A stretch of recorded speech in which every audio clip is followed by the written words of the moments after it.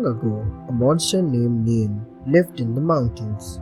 Every year, around the time of the new year, he would go to the nearby village in China and eat all the food and livestock. People were scared of him. This continued for years, but one day, Nian saw a villager dressed in red clothes. The red clothes scared him and he ran down the hill screaming. The villager was so scared that he dropped his metal bucket. The bucket rolled down the hill, making a horrible noise. Frightened, Nian began to run faster. The villager told everyone about his amazing deed. Next year, when Nian arrived, they waved red banners and made loud noises with the rattles they had made. Nian was scared and ran away. He never returned. That is the reason why people in China believe that red color signifies luck. One rice meal for 1,000 gold ingots. Long ago, there was a young boy named Han Xin. He was very poor and went to people's houses to beg for food. But soon the people were annoyed with him. So he tried his luck at fishing, but he could never catch anything. One day, an old woman was washing clothes at the river saw him. She noticed his pale looks and felt sad for him. She fed him a bowl of rice every day. Han Xin felt guilty as he had nothing to give back to the old woman. One day, he said, "I am going to find some way to repay you for your good deeds." The woman smiled and went away. After many years, Han Xin became the king of Chu province in China. He sent his soldiers to search for the old woman. One day, she came to the palace. Han Xin gave her 1,000 gold ingots, bars. From here comes the idiom, a meal of gold. It means to be grateful and repay those who have helped you. Out fishing. The last king of the Shang dynasty was a dictator. Jiang Shang, one of his ministers, decided to leave the kingdom. He went away and settled in a quiet place near the Wei River in the kingdom of Duke Jishang. The duke was always on the lookout to hire talented people. Jiang Shang used to stretch his pole, let his hook at a distance from the surface of the water, and sing, "Those that are tired of living, or those that are seeking their death, come up." The duke heard about his surprising way of fishing. He sent his soldiers to bring Jiang, but Jiang turned his back on them and said, "What a bad luck, little shrimps jumping instead of a fish." The soldiers told this to the duke, who in turn sent his official to bring Jiang. But Jiang overlooked him and said, "What a pity, only a small fish appears." Finally, the duke came and Jiang Shang agreed to join him. The empty pot. The emperor of China was growing old and had no son. He decided to hold a competition to choose his successor. So, he invited all the boys of the kingdom and distributed flower seeds to them. He announced that whoever grew the best plant would be the next emperor. The boys hopefully took the seeds home and planted them in pots. One of the boys, Ping, was considered the best gardener. He tried his best to grow his seed, but nothing happened. The seeds of the other boys quickly sprouted and grew. Finally, the day came to show the flowers to the emperor. The emperor looked at the green plants with a frown on his face. He saw Ping's empty pot and smiled. The emperor declared him the new emperor of China. He said, "The seeds I gave you all were cooked and thus could not grow." Ping was rewarded for his honesty. The talking bird. Once a man had a pet talking bird. He loved traveling and had traveled all over the world. One day, he was far away from home and was left with no money. The bird understood the man's troubles and asked the man to sell it. Unwillingly, he took the bird to the palace. The prince was delighted to hear the bird talking. He gave the man 10 ounces of silver in return for the bird. The prince talked with the bird throughout the day. Now, it was my time to serve the food, the bird said. May I have a bath? The servants brought water in a golden bowl and opened the cage door. The bird splashed about in the bath and then perched on a tree. It kept talking to the prince. Suddenly, it said, "Goodbye, I'm off," and the bird went back to the man. Who was the sinner? Long ago, 10 farmers were crossing the field together. Suddenly, there was a heavy thunderstorm, and they had to take refuge in a half-ruined temple. While they thought they were safe inside, lightning flew around the temple in a continuous circle. The farmers were scared and thought that there must be a sinner among them, whom the lightning would strike. To find out who he was, they decided to hang their straw hats above the door. Lightning struck one of the hats and blew it away. The 9 farmers threw the unlucky owner of the hat out of the doors without mercy. But the moment he was thrown out of the temple, the lightning struck the temple. The one who was thrown out was the only virtuous one among them, and for his sake, the lightning had spared the temple. So, the others had to pay for their stone-heartedness with their lives. The race for the Chinese zodiac. Once, the Jade Emperor announced a race for the 12 places in the Chinese zodiac. All the animals had to cross the river to win the race. The rat and the cat were best friends. They hatched a plan to ride the mighty ox and win the race. They both climbed on the ox and joined the other animals in the race to cross the river. But the rat moved hastily and the cat fell down. The ox kept running in front, unaware of the rat on top. The rat jumped off when they had crossed the river to become the first animal of the zodiac. It was followed by the ox, the tiger, the rabbit, the dragon, the snake, the horse, the goat, the monkey, the rooster, the dog, and the pig. The cat, however, reached too late and missed the race. That is why there is no zodiac named after the cat, and the cat always hates the rat. Magic pillow. Once, an old priest was tired after a long journey and stopped at a wayside inn to rest. At the same time, a young farm laborer also arrived at the inn. He sat next to the priest and the two started laughing and talking. The young man looked at his dress and said with a sigh, "See, what a miserable wretch I am. You seem to be well fed and healthy, so why do you suddenly complain of being a miserable wretch?" replied the priest. "I work hard every day. I want to be like a great general and win battles, or be a rich man, but I am a poor farm laborer." When he began to get sleepy, the priest took a pillow out of his bag and said to him, "Lay your head on this and all your wishes will come true." The pillow was made of porcelain. It was in the shape of a tube. It opened at each end. A great man. The farm laborer put his head on the pillow. One of the openings of the pillow was so large and bright that he went in and was soon in his own home. He married a beautiful girl and soon became a rich man. Next year, he passed his examination and was made a magistrate, and after a few years, he became the prime minister. One day, he was accused of treachery and sentenced to death. He made to kneel down, and the executioner approached with his sword. He was too scared and immediately opened his eyes. He found himself back at the inn. He saw the priest resting. He bowed to the priest and said, "I thank you, sir, for the lesson you have taught me. Now I understand what it means to be a great man." He left and went back to his work. The football players.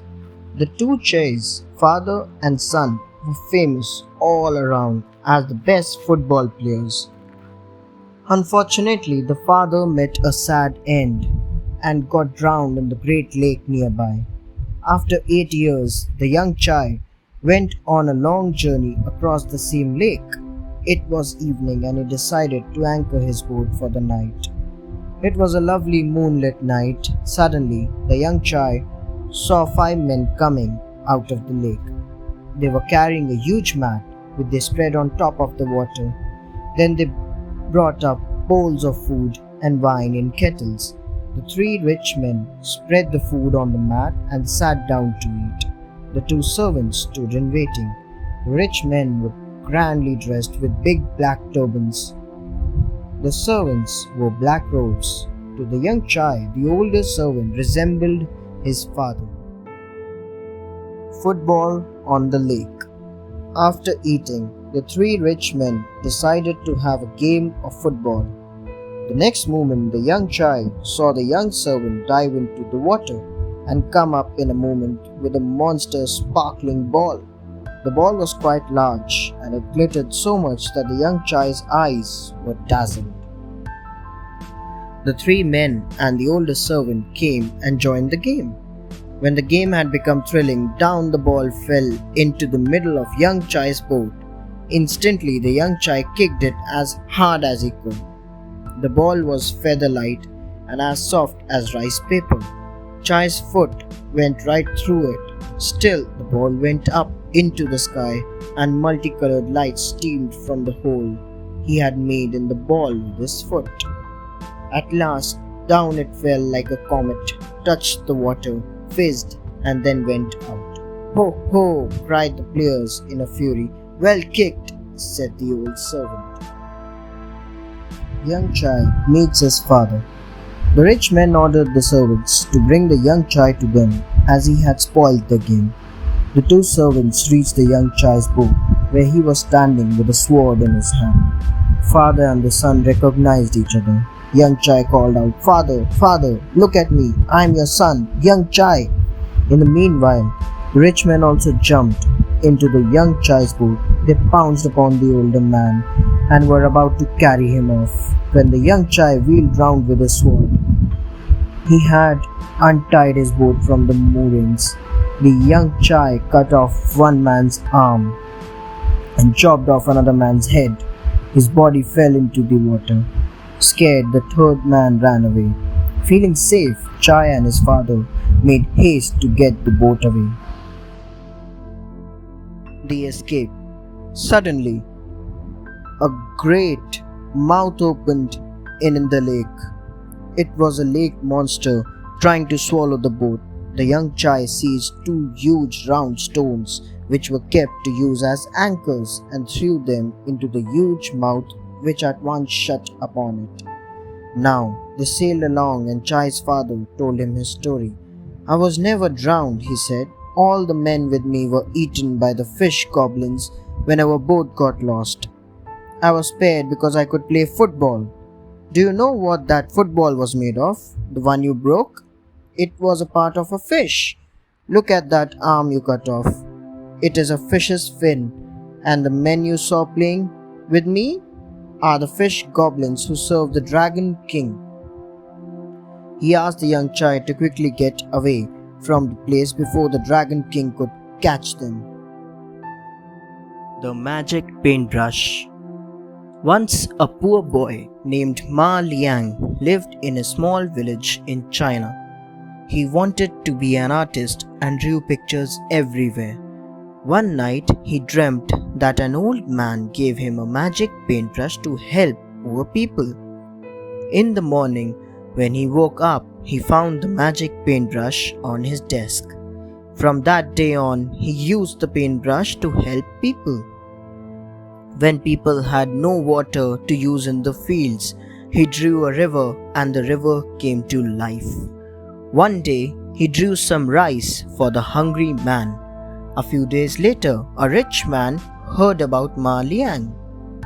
He was very greedy and planned to steal the paintbrush from the young boy. He ordered his guards to imprison Ma Liang.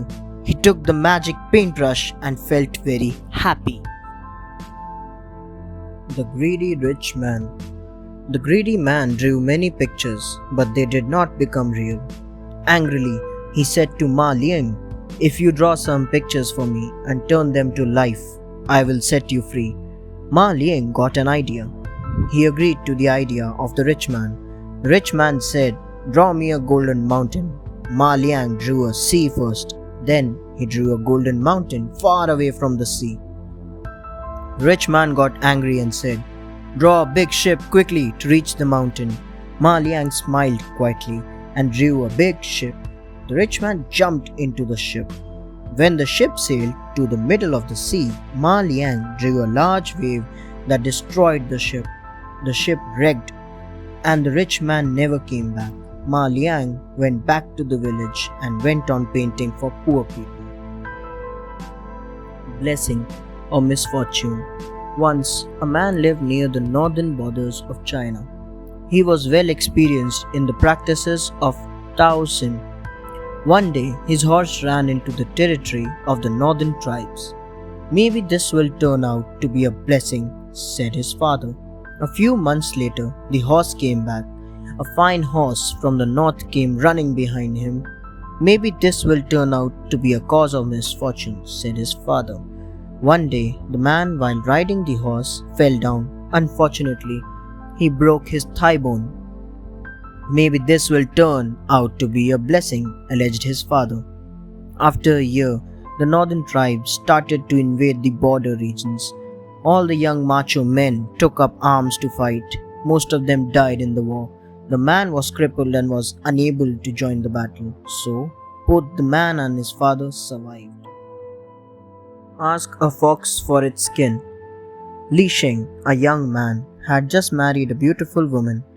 One day, she thought that a coat of fox fur would look attractive on her, so she asked Li Sheng to get her a coat of fox fur. But the coat was rare and costly. The husband felt helpless and went on the hillside in search of a fox. Soon he saw a fox with a dazzling coat. Immediately, he caught the fox by its tail. Delighted, he said to the fox, "My wife wants a coat of fox fur. Can you give me your skin so that she may have fur? That isn't a big deal, is it?" The fox was shocked and quickly thought of an idea to save its life. "Well, dear friend, that's easy. You have to let my tail go so that I may pull off the skin for you." The elated man released the fox. The fox ran away as fast as it could into the forest. Kuafu chased the sun. Long ago, Kuafu, the bravest and the fastest giant, lived on the mountain called Heaven Pillar. He could cover hundreds of miles in a single step. One day, he took a tree and began to race after the sun. He chased the sun to the Yu Valley when he felt thirsty and tired to continue. Where could he find some water? With a single stride, he reached the Yellow River and drank the whole river. But it was not enough. He drained the Wai River and marched towards the north for the lakes. At last, he collapsed and the deafening sound rolled everywhere. The tree he was carrying fell and grew into a peach tree grove. Today that forest is called Donglin Forest, a beautiful green forest with sweet peaches. From here comes the idiom, "Kuafu chased the sun," which becomes the trope of man's determination and volition against nature. Fish for the moon in the well. One day, Haojia, the witty man, went to a well to fetch some water. When he peeped into the well, he saw the moon's reflection and thought that the moon had sunk in the well. "Oh, good heavens, what a pity! The shining moon has dropped into the well." He rushed home for a hook and tied it with rope of his bucket. He threw the bucket into the well to fish for the moon. After a while, Haojia was delighted as the hook caught something. Actually, the hook caught on a rock. He quickly started pulling the rope. He pulled it so hard that the rope broke and Haojia fell flat on his back. Lying on the floor, he saw the moon again, high in the sky. He felt relieved and happy. Aha! It finally came back to its place. What a great job! He felt proud of himself and told everyone he met about his wonderful deed without knowing that what he did was actually unrealistic. The luscious pears. In ancient China, a farmer went to the market to sell loads of luscious pears. He set up his barrow and soon the crowd assembled. A poor, hungry, ragged-looking priest approached him and humbly asked for one pear. The farmer refused. The priest kept insisting. A man in the crowd came forward and asked the farmer to give the priest a rotten pear. But the farmer refused and all the people close by began shouting. Then the constable of the market took out some cash out of his purse, bought a pear and gave it to the priest. The priest thanked the constable, bowed and told the people that he needed the pear not for himself but for growing. He ate up the pear, leaving a single pip. He dug a hole in the ground and planted it. The priest gently covered it with the soil. The wonderful pear tree. Then he asked for some water. A man in the crowd handed him and he poured it on the soil. Immediately, the people saw green leaves sprouting from the soil. The people were shocked. Soon there was a small pear tree with branches and leaves. It continued to grow. There was complete silence as the tree burst into flowers, and the flowers turned into large sweet pears. Happily, the priest took the pears and handed them to each person. Then he took his axe and cut down the pear tree. He put the tree over his shoulder and went away. The farmer watched it in amazement. When he turned back, his barrow was empty. Even one of its handles were missing. Then the farmer knew what had happened. The priest had used his pears to create the wonderful pear tree. The pear tree, which the priest took away, was found a little further down the road. It was the missing handle of the barrow. Learning magic. Long ago, a man named Sung longed to be a magician. So one day he went to a temple. He saw a priest with long hair sitting on a rush mat. He bowed and asked the priest if he could teach him magic. "I guess you are not strong enough for that," replied the priest. Sung begged to the priest to let him try. The priest allowed him to stay in the temple and join with the other pupils. Early next morning, the priest sent for him. The priest gave him a hatchet and asked him to go out and cut firewood. He did this every day for a month. At last, his hands and feet were so sore that he secretly began to wish to go back home. One evening, when he returned from the day's work, he found two strangers drinking wine with the priest. The magic of paper. It was dark, but no candles had been brought in yet. So the priest took a pair of scissors and cut out a round piece of paper and stuck it upon the wall. At once it became bright as the moon and lighted up the whole room. One of the strangers took a kettle of wine and told the pupils to help themselves. Sung wondered how they would all drink out of such a small kettle, but he was astonished to see that not only everybody had his fill, but also the wine was left in the kettle. "Now we must bid you good night, as we are going to drink a glass of wine in the palace of the moon," said one of the strangers. Then they walked into the moon, where they could be seen talking and drinking together. The priest. Gradually the moon began to fade. When the pupils brought lighted candles, they saw the priest sitting alone in the dark, with a piece of paper on the wall. The priest now asked them to sleep so that they might get up early in the morning to collect firewood. Sung could not stand this any longer. He went to the priest and said, "For the 3 months I have been here doing nothing but chopping firewood. Now I want to go back home." "I told you that you were not strong enough. You can go home tomorrow," said the priest. Sung asked the priest to teach him at least some little tricks so that he might not regret having come a long way for nothing. "What trick would you like to learn?" asked the priest. "Well," replied Sung, "I want to walk through the walls as you walk through them." Sung's magic. The priest laughed and told him to say, "Hobbery, gibbery, snobbery, snoo." While walking through the wall, Sung walked up to the wall but couldn't walk through. So the priest said, "Don't go slowly, put your head down and run fast." Sung did as he was told and immediately found himself outside the temple. Overjoyed, he went in to thank the priest. The priest told him to be careful and not to show off too much. When Sung reached home, he bragged about his magic, but no one believed him.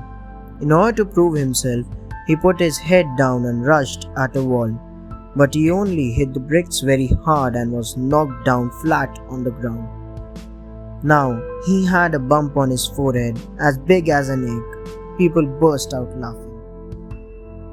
The Magic Cask. Once upon a time, a poor man dug up a big cask in his field. He took it home and asked his wife to clean it. But when she started brushing the inside of the cask, all of a sudden the cask began to fill itself with brushes. She kept taking out the brushes, but the others kept on taking their place. The man sold the brushes and lived comfortably. One day, by mistake, a coin fell into the cask. Suddenly, the brushes disappeared and the cask began to fill with money. They became rich. Now the man asked his grandfather to keep taking out the money from the cask. As the old man was weak, one day he fell into the cask and died. Immediately the money disappeared and the cask was filled with dead grandfathers. The man had to take all of them out. All his money was spent in burying the dead grandfathers. Finally, the cask broke. Now he was as poor as before. An ancient man. Huang An was an old man who was over 80 but still looked like a youth. Even during the winter, he went about without garments. He sat on a 3 feet long tortoise. Once a man asked him, "How old might this tortoise be?"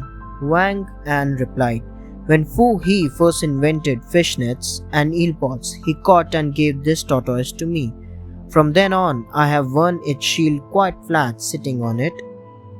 The tortoise is afraid of the light of the sun and the moon, so it sticks its head out of its shell only once in 2000 years. But from the time it is with me, it has already stuck its head out 5 times. Saying this, Huang An took the tortoise and walked on, and the legend had that Huang An was 10,000 years old. The Emperor and the Nightingale. Long ago, the emperor in China had a very beautiful kingdom.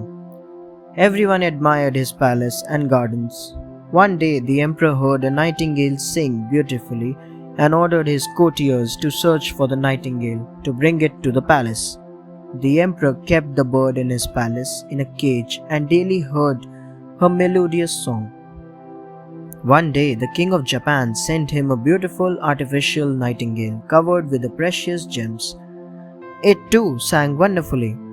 Everyone started praising it and forgot the real nightingale. Upset, the real nightingale flew away. One day, it so happened that the spring of the artificial nightingale broke, and it could not sing. Years passed by. The emperor fell ill and was near death. No doctor could cure him. The real nightingale heard this and one night came to the emperor's chamber to sing for him. Hearing the bird sing, the emperor recovered. The bird promised that it would always come and sing for him. The Seagull and Kindness.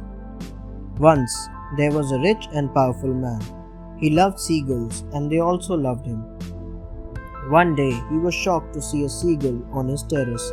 He ran over to look at it. He was shocked to see that it was wounded. He carefully took the seagull in his arms and called for a doctor. It was not a deep wound, so the seagull quickly recovered. The man asked his servants to prepare the best foods for it: pheasant, exotic meats, and delicious fruits. Shockingly, the seagull did not eat anything. The man tried his best to make it eat the food, but it simply didn't. Days passed and the seagull died. The Chinese fable teaches us that how sometimes love isn't really love, but is selfishness. The rich man thought that the seagull would like to eat the same food that he liked. Instead of finding out what seagull loved, he focused on himself only. The Shadow Puppets.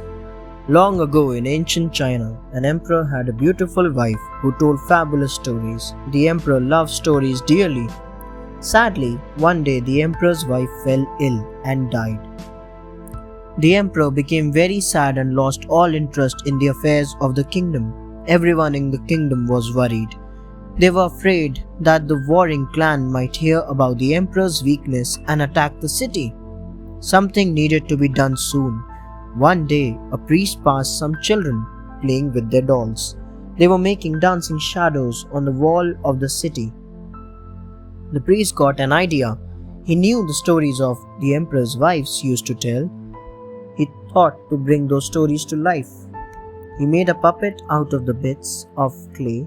He painted it to look somewhat like the emperor's wife. The Puppet Show. The priest now quickly went into the emperor's garden. He carried along with him his puppet, a candle, and a curtain. He placed the curtain near the emperor's chair. Then he hid behind the curtain with the candle and the puppet. He waited for the emperor to come. When the emperor came, he did not notice the curtain. His eyes fell on the dancing shadow. The priest moved the puppet behind the curtain and told wonderful stories of the emperor's wife. The priest told the emperor's favorite story. The emperor was spellbound. He knew the priest was there. He knew the puppet was there, but it appeared to him as if his wife was telling the story. The emperor was no longer sad. At the end of each busy day, he went into his garden, eager to look at the shadow of his wife and hear her stories once again. That was the beginning of the shadow puppets. Theft of a duck. Chang, an old farmer, had a large flock of ducks. Once his neighbor Lin stole one of the ducks from Chang's farm and ate it for supper. At midnight, something strange happened. He began to itch all over and feathers started growing on his skin. The next day, Lin was in great pain. At night, a man appeared in his dream and said, "You stole a duck, that's why you are being punished. You will be cured only if you make Chang say, 'You dirty thief.'" Lin went to meet Chang and confessed his theft of a duck. He requested Chang to say, "You dirty thief," but Chang refused to say so. Lin then opened his shirt and showed Chang the feathers grown all over his body. Chang felt sorry for him. Sympathetically, he said, "You dirty thief." Immediately, Lin's feather disappeared. He promised never to steal again. The Donkey of Guizhou. In ancient times, there were no donkeys in Guizhou. One day, a local man brought a donkey and set it loose at the foot of the mountain. A tiger saw this strange animal with long legs, large ears, black hair, and big eyes. He thought it must be a divine animal. So the tiger hid between the bushes and occasionally peeped at the donkey. After a few days, the tiger decided to have a close look at the interloper. But suddenly the donkey brayed and the tiger ran away as fast as he could. After a while, he watched the donkey carefully and observed that though it had a huge body, it had no special ability. The tiger gradually became used to its braying and was no longer so afraid. One day, he walked in front of the donkey. The donkey was too enraged that he kicked the tiger. The gleeful tiger pounced upon the donkey with a loud roar and ate it up. The Magic Brocade. Long ago, a widow with her 3 sons lived in a small village in China. She was famous for her brocades. One day, she went to the market to sell her brocades. At a stall, she saw a beautiful picture of a pretty white house surrounded by green fields. The widow loved the painting and bought it. She went home and showed the painting to her sons. "I wish we lived in such a place," she sighed. The eldest sons laughed while the youngest one encouraged her to weave the design into her brocade. "Weave the image into brocade and it will be as good as living there." She started working on the brocade and her sons chopped wood for living. The widow burned pine branches to work at night. The smoke caused tears to fall from her eyes and she wove the drops into the brocade. The old woman. Years passed by. She kept weeping and weaving a beautiful brocade. At the end of the third year, the widow finished her brocade. It was beautiful and the widow was proud of it. Suddenly, a strong wind blew the house and the brocade flew away. It flew further and further until it had completely vanished. The widow was heartbroken. She asked the eldest son to search for it and he set out immediately. After a month, he met an old woman who was sitting beside a small stone house with a white stone horse. He told her the story of his mother's lost brocade. She said, "The brocade has been carried away by fairies. You must pass through the flame mountain and then cross an icy sea without complaint. Or you can take this box of gold and go back home." The eldest son took the box of gold, but instead of going home, he went to live his life alone. The land of fairies. Back home, when the eldest son did not return, the dying widow sent her second son to find the brocade. When he reached the mountain pass, he too found the old woman. She told him the story, and like his brother, he also took the box of gold and headed to the city alone. Another month passed away, and the second son also did not return. Now the youngest son set off to look for the brocade. When the old woman told him the story, he immediately agreed for the journey. The old woman turned the white stone horse into a real one. Next, he and the horse galloped towards east. The youngest son went through the flame mountain and crossed the icy sea and reached the land of fairies. There he found fairies weaving copies of his mother's brocade. He asked them to return his mother's brocade. "Tonight we will finish and you may take your mother's brocade," they said. The fairies fed him and let him rest. The fairy and the brocade. In the middle of the night, one of the fairies got up and looked at the brocade. She loved his mother's brocade so much that she wanted to be a part of it. So she embroidered a picture of herself in the widow's brocade. In the morning, the youngest son took the brocade and rode off back home. The widow was happy to have her brocade back, and she immediately healed. Together they carried the brocade outside and unrolled it. The picture sprang to life. The youngest son and the fairy fell in love and got married. They had a new home to live in. Then one day, the two eldest sons, who had become beggars, came upon a lovely white house. When they got to know that it was their mother's, they turned away in shame. How the Rooster Got His Crown. It was believed that in earlier times there were 9 suns in the sky. When there were no rains, the suns began to roast the earth. The people had to live in caves and could not come out during the day. All the wise people gathered to discuss the problem. An adept archer named Yi was called from a remote land. He used his archery techniques and shot the suns, reflections in the pond. Out of 9, 8 suns dropped down. Only 1 survived. Yi was so scared that he hid in a cave and never came out. The earth turned dark. People made all the efforts to persuade the sun, but the sun did not come out. At last, the lowly rooster began singing. The sun was enthralled by the song and appeared. The sun heard the people cheering, enjoyed it, and then returned to the heavens. People rewarded the rooster with a crown for his outstanding achievement in saving the earth. Yi Shen. Yi Shen's life changed after the death of her father. Her stepmother and stepsister treated her badly. Yi Shen's only friend was a beautiful fish with golden eyes. Her stepmother could not see her happy, and one day she cooked the fish for dinner. A sad Yi Shen took the fish bones and kept them in a little jar. One day her stepmother and stepsister went for the spring festival. Alone, Yi Shen talked to the fish bones and expressed her desire to go to the festival. Suddenly, a beautiful gown and tiny golden slippers appeared out of the jar. Yi Shen looked beautiful and grabbed all the attention at the festival. After the party, she ran and one of her golden slippers fell. The tiny golden slipper was passed on to the king. He sent people to search for the owner of the tiny golden slipper and finally found Yi Shen. The king was fascinated by her beauty and married her. Valiant Shu Lang. Shu Lang was a brave girl. She was given military training by her father, a Chinese general. One day, Russia declared war on China. Shu Lang asked her father for the permission to go to the war. The general hesitated at first but then agreed.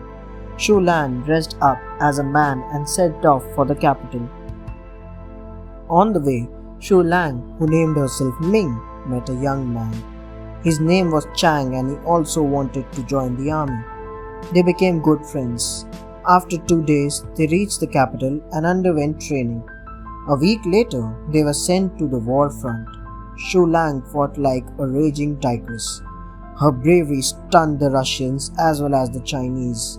The war went on for many days. None knew that Shu Lang was a girl, not even her best friend, Chang. Lang and Chang. One day the king called for Shu Lang and made her the leader. The Chinese put up a brave fight under Shu Lang's leadership. One day Shu Lang heard that the Russians were planning to attack at night. She assembled all the soldiers and ordered them to position themselves on the rooftop. At night, the Russians thought that the army would be sleeping and they attacked. But the Russians were in for a surprise. A fierce battle followed. The Russians were defeated and China won. After the victory celebration, Chang said, "Now the war is over. I will look for a good wife. Won't you look for one too?" "No, I won't. I think I need a bridegroom," replied Shu Lang. Everyone was surprised at the discovery, even the king. "Yes, Shu Lang, you have made us proud. I don't need to search for a bride. You are the one for me," said Chang. The Greedy Man. In the kingdom of Qi lived a poor man who had just enough to survive, but he had an unquenchable thirst for gold. The idea of getting gold always fascinated him. He was well aware that a number of merchants set up beautiful gold figures in their market stalls. He devised a plan to steal one of the figures. So one day he put on his best clothes and went to the market. He moved around and pretended to observe the gold figures. Swiftly, he took one of the figures and fled. But he was quickly caught. The guards asked him why he stole during the day when there were thousands of witnesses around him. The man said, "I did not notice anyone. I just thought of getting the gold figures. That is it." The greed for gold made him blind. A painted snake makes a man sick. Li Guang was very friendly. One day, he invited one of his friends to his home. Li Guang realized that something was wrong with his friend and so he asked him what the matter was. "It is all because of banquet held at your home. You proposed a toast to me and when we raised the glasses, I saw a little snake lying in the wine. Since then I am feeling sick." Li Guang was baffled. He looked around and noticed a bowl with a painted snake hung on the wall. Now, Li Guang asked his friend to raise the toast again and pointed to the shade of the bowl in the glass. "That is the snake I saw last time," said the friend. Li Guang laughed and took off the bowl on the wall. "Can you see it now?" he asked. His friend was surprised as there was no snake. He recovered from his sickness and decided never to be too suspicious. The Fire God. Long ago in a certain village lived a rich man. One day he got into his wagon and set out on a long journey. On the way he met a girl dressed in red clothes. The girl requested him to take her along. The rich man agreed and she got into the wagon. He drove along for half a day without even glancing at her. Finally, when the girl was about to get down from the wagon, she said, "You are a good and honest man. I will tell you the truth. I am the god of fire. A fire will break out in your house tomorrow. So save what you can." Terrified, the rich man hastily ran home. He collected all his valuable possessions, clothes and jewels, and moved them away from the house. The moment he lay down to sleep, a fire broke out on the hearth. Soon the entire building collapsed into dust and ashes. He thanked the fire god as he had saved all his possessions. The White Ants. Ho Quan was such a kind-hearted man that he had never killed any living being. He had kept 1,000 pieces of silver in a jar. One day, it so happened that the white ants made their way into the jar and ate some of the silver. The member of Ho family traced the ants to a hollow cave. They decided to put the ants in a melting pot and recover the lost silver. But Ho was so kind that he did not let them kill the ants. At night, he dreamt that thousands of soldiers dressed in white took him to the king. The king said to Ho Quan, "By your kind act, our lives have been saved. The tree near your residence has a jar full of silver buried under it. Just dig that out and keep it for yourself. You are the perfect example of goodness." When Ho awoke, he dug up under the tree and recovered a jar with 1,000 silver coins. The fisherman. Xia Wudong was a kind-hearted fisherman. One day he caught a very big fish. "Don't kill me. If you release me, I will surely help you when you are in trouble," said the fish. Xia Wudong let the fish go. On his way back, he saw a python climbing up the rock to feast on some eaglets. "Stop or I'll kill you," shouted Xia Wudong. The python escaped into the bushes. The eagle was far away but saw the incident. It came down and thanked Xia Wudong. "If fortune ever frowns upon you, come here and call me. I'll be glad to help you." Going forward, he saw a hunter aiming at the jackal. Xia Wudong made a loud noise. The hunter missed his aim. "I am indebted to you, my rescuer.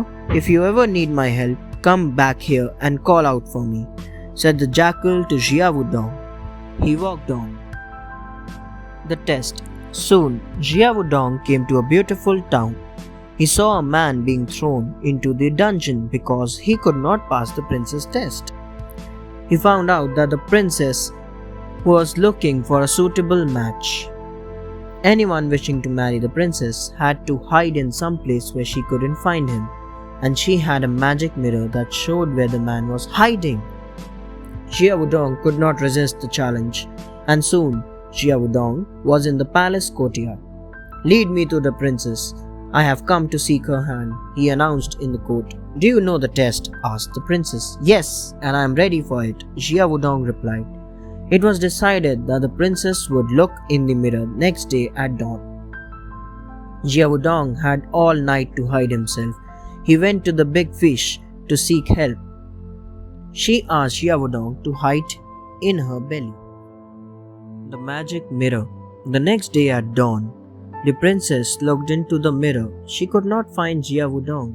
Then she ordered the mirror to look into the lakes and oceans. "I see him. There he is, in a belly of a big fish. Have him arrested and brought to the palace," said the princess.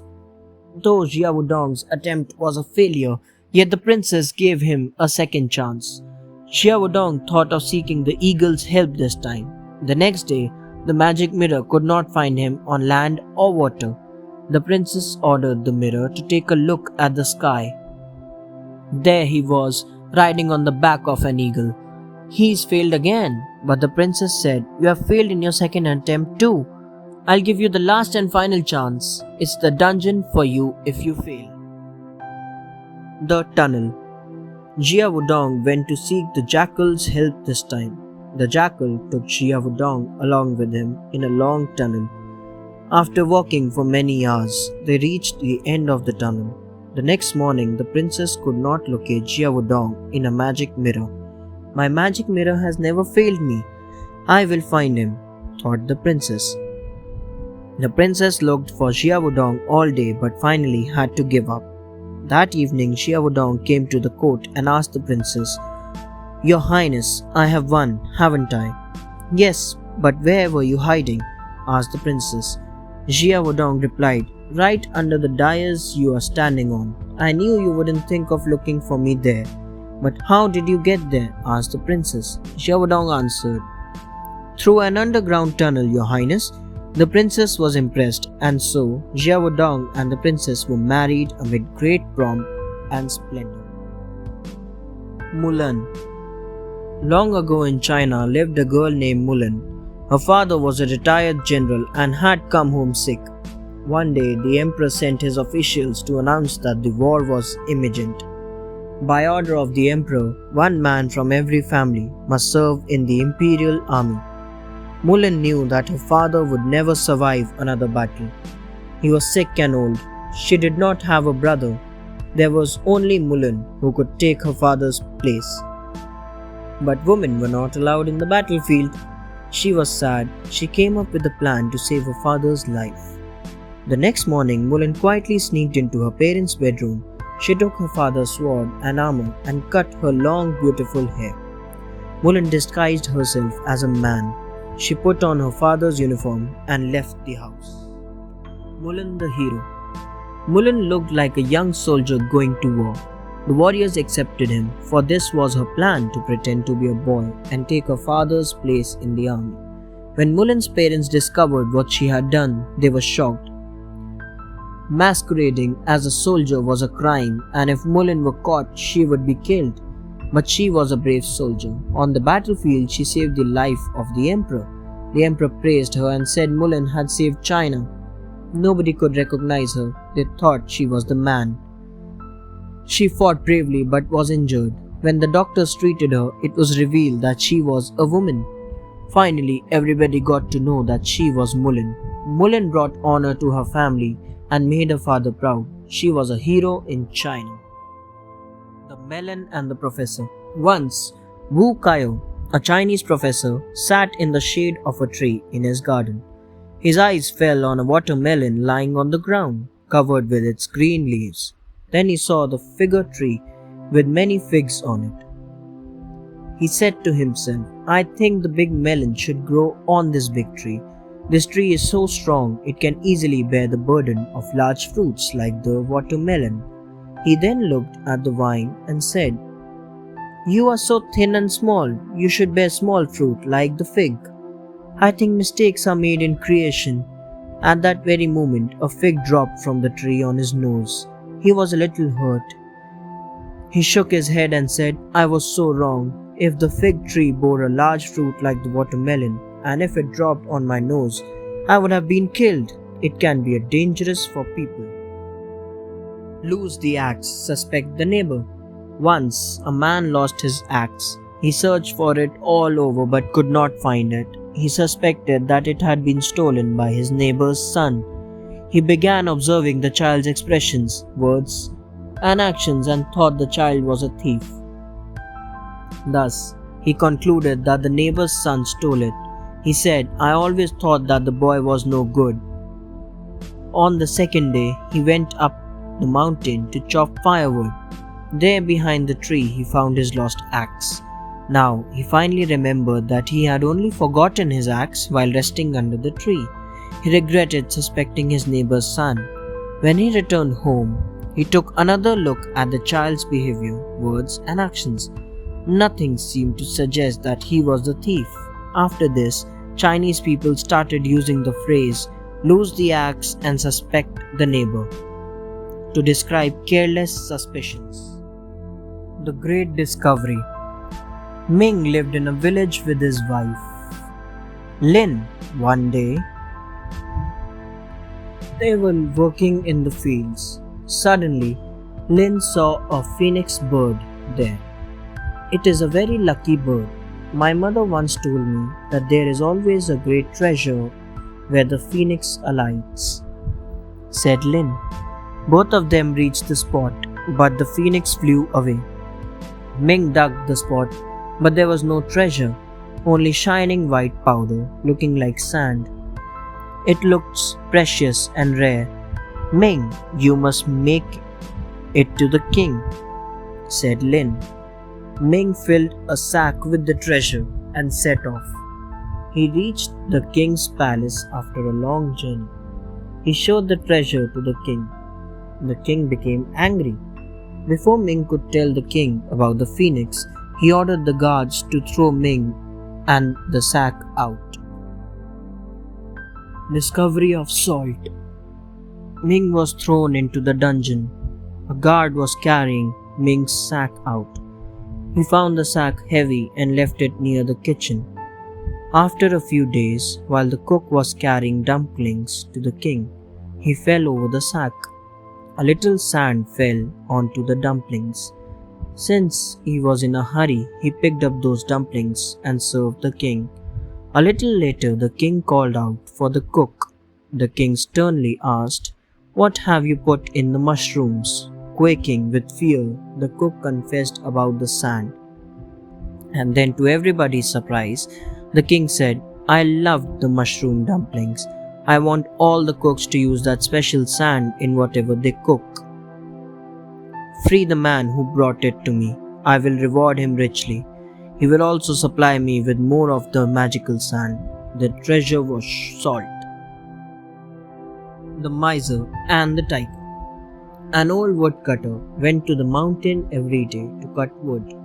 He was a miser who amassed his silver until it changed to gold. For him, the gold was the most important thing in the world. One day, a tiger sprang at him and carried him off in its mouth. The woodcutter's son saw his father in danger. He quickly picked up a long knife and rushed to save him. The old woodcutter saw his son about to stab the tiger. He called out to him and said, "Don't spoil the tiger's skin. Kill the tiger without cutting holes in its skin. We can get many pieces of silver by selling it." The son got distracted and started listening to his father's instructions. Suddenly, the tiger dashed off into the forest, carrying the old man. The tiger killed the miser, and the son could never find his father. The Two Melons. A poor old woman was washing clothes at a pool when a wounded bird fell before her. She took care for it till it got well. The bird put an oval seed before her and went away. The woman planted the seed, and a melon plant grew out of it. When the melon became ripe, she cut it in two. She found it full of silver and gold pieces. She became rich and led a comfortable life. One of her neighbors found out how the old woman had suddenly become rich. She also went to the pool and hit a bird.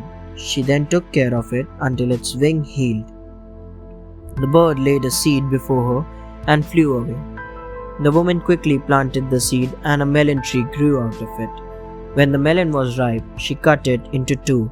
A group of hungry beggars came out. Now she had to feed them all. Meng Jian. Long ago, at the time of China's first emperor, a young lady named Meng Jiang was married to a handsome young man who lived in her neighborhood. Soon, the government officials announced that the young men in the village had to leave home to build the Great Wall. So Meng Jiang's husband left home to build the wall. Meng Jiang knew how dangerous it was to build the Great Wall. She prayed for her husband every day. Weeks turned into months and months into years, but Meng Jiang heard nothing from her husband and she missed him badly. One night, she dreamt of her husband. In the dream, she saw that her husband looked gaunt and he shivered dreadfully in the cold wind. He called out to his wife for help. So next morning, Meng Jiang decided to travel to the construction site of the Great Wall to meet her husband and give him some warm clothes. Meng Jiang weeps. Meng Jiang decided to go and meet her husband, taking a new coat she had made for him. For months she travelled on the rocky paths and over the mountains and reached the Great Wall. There she began to look for her husband. As she walked along the wall, Meng Jiang asked everyone about her husband, but no one knew about him. Finally, she found a group of workers from her village. When she asked them about her husband, they told her that he had died. But where's his body or bones? None could tell her exactly where it was. Someone said her husband and several other laborers had been buried in the wall after they died. Hearing that, Meng Jiang was so heartbroken that she went into a trance. When she gained consciousness, she began to weep at the foot of the Great Wall. Tears that crumbled the Great Wall. Meng Jiang wept continuously for 3 days and 3 nights at the foot of the Great Wall. Finally, her tears dried up. Even the heavens was moved by her tears. All of a sudden, something miraculous happened. A part of the wall, as long as 800 miles, broke loose and collapsed with a loud noise. It revealed innumerable white bones, including those of her husbands in the middle of the debris of dirt and stones. But still, she couldn't identify which bones were her husband's, so she bit her fingers and dropped her blood onto the bones there. She prayed that her blood would infuse into the body of it was her husband's body. Otherwise, it would flow away. In this way, Lady Meng Jian finally found the remains of her husband. Meng Jiang and the Emperor. The collapse and the thunderous noise of the Great Wall disturbed King Shi Huang, the Emperor. The Emperor came and saw Meng Jian. At first, he was furious, but he was fascinated by her beauty. So instead of punishing her, he took her to be his mistress. Meng Jiang agreed to marry the Emperor on 3 conditions. First, the Emperor should arrange a grand funeral for her husband and bury him properly. Second, her late husband should be given a posthumous title of a high official. Third, a high platform should be built on the sea near the Great Wall, where she could make a sacrificial offering to her husband. Unwillingly, the Emperor granted the widow's 3 requests. But when Meng Jiang got her 3rd wish and stood at the top of the platform, she began to scold the Emperor for his tyranny. Then she jumped into the sea. The winemaker. Dukang had been making wine for the last 21 years without a break. He decided to take a break and left home to visit his friends and relatives. After he had left, the Empress summoned Dukang to his court to make wine. Since Dukang was not there, they took his 14-year-old son Yuma along. His mother gave him some grapes and grain to take along. She told him that his father used to make wine. They traveled for 5 days, till they reached the celestial city of the Emperor. Yuma was brought before the Emperor, but he ordered the guards to throw him outside the Great Wall. He wanted the master winemaker, not a child. Poor Yuma. He was all alone in a strange land. He wandered from city to city doing small jobs for people. The Forgotten Vat. After a few months, Yuma was back outside the celestial city. Yuma had earned enough to rent a tiny room outside the celestial city. He had been carrying the grain that his mother gave him. One day, he put the grain in a vat and added water. Then he covered it and forgot about it. Almost 2 weeks later, Yuma opened the vat looking for water. It had lovely smell and taste. He put a little of these on the noodles. It had improved the taste. Yuma's liquid was found to cure even illness. One day, the Emperor felt dangerously ill. A fish bone was stuck in his throat. Yuma reached the palace and asked the Emperor to pour the liquid into his mouth. The fish bone softened and the physician pulled it out easily. The Emperor thanked Yuma for his help. Yuma reminded the Emperor of his father. The Emperor pardoned Yuma and gave his vinegar, the liquid, a special place on his table. The Jewel in the Rock. Once upon a time, Pian Ho found a piece of rock that contained jade inside. He offered the rock to King Li. The king got it examined and found that it was just a stone. The king thought that Pian Ho tried to deceive him and ordered to cut off his left foot. Meanwhile, King Li passed away, and King Wu came to the throne. Now, Pian showed his rock to King Wu. King Wu also got it inspected and found it no good. Now, the king ordered that his right foot be cut off. Pian Ho cried and cried till the blood appeared in place of tears. The king asked, "Why do you weep so badly?" Pian Ho said, "I lament because a precious jewel is declared to be a mere stone and an honest man is called a deceiver." The king next asked the jeweler to cut and polish the rock. He discovered a precious jewel inside it. It was named after Pian Ho. The Delighted Student. One day, Zhang Liang, a student, saw an old man sitting on the bridge with one of his shoes on the ground. Politely, he put the shoe on the foot of the old man. Pleased with the boy's gesture, the old man asked him to come to the bridge very early next morning. I will tell you something that affects your whole life. The next morning, when Zhang Liang reached the bridge, the old man was already there, and Zhang Liang had to listen to a lecture on his lazy habits. The old man asked him to come again the next morning. This time he went at dawn, but still the old man was there and the boy was reprimanded strictly. He was told to come again on the third morning. This time the Zhang Liang went to the bridge right after his supper. When the old man came at dawn, he was delighted to find the Zhang there ahead of time. He gave the Zhang education on values. As a result, the Zhang grew up to be a general. Yugong moves away mountains. Yugong, a 90-year-old man, lived at the north of two high mountains.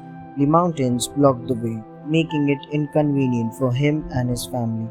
One day he called the members of his family and said, "The two mountains are blocking our way.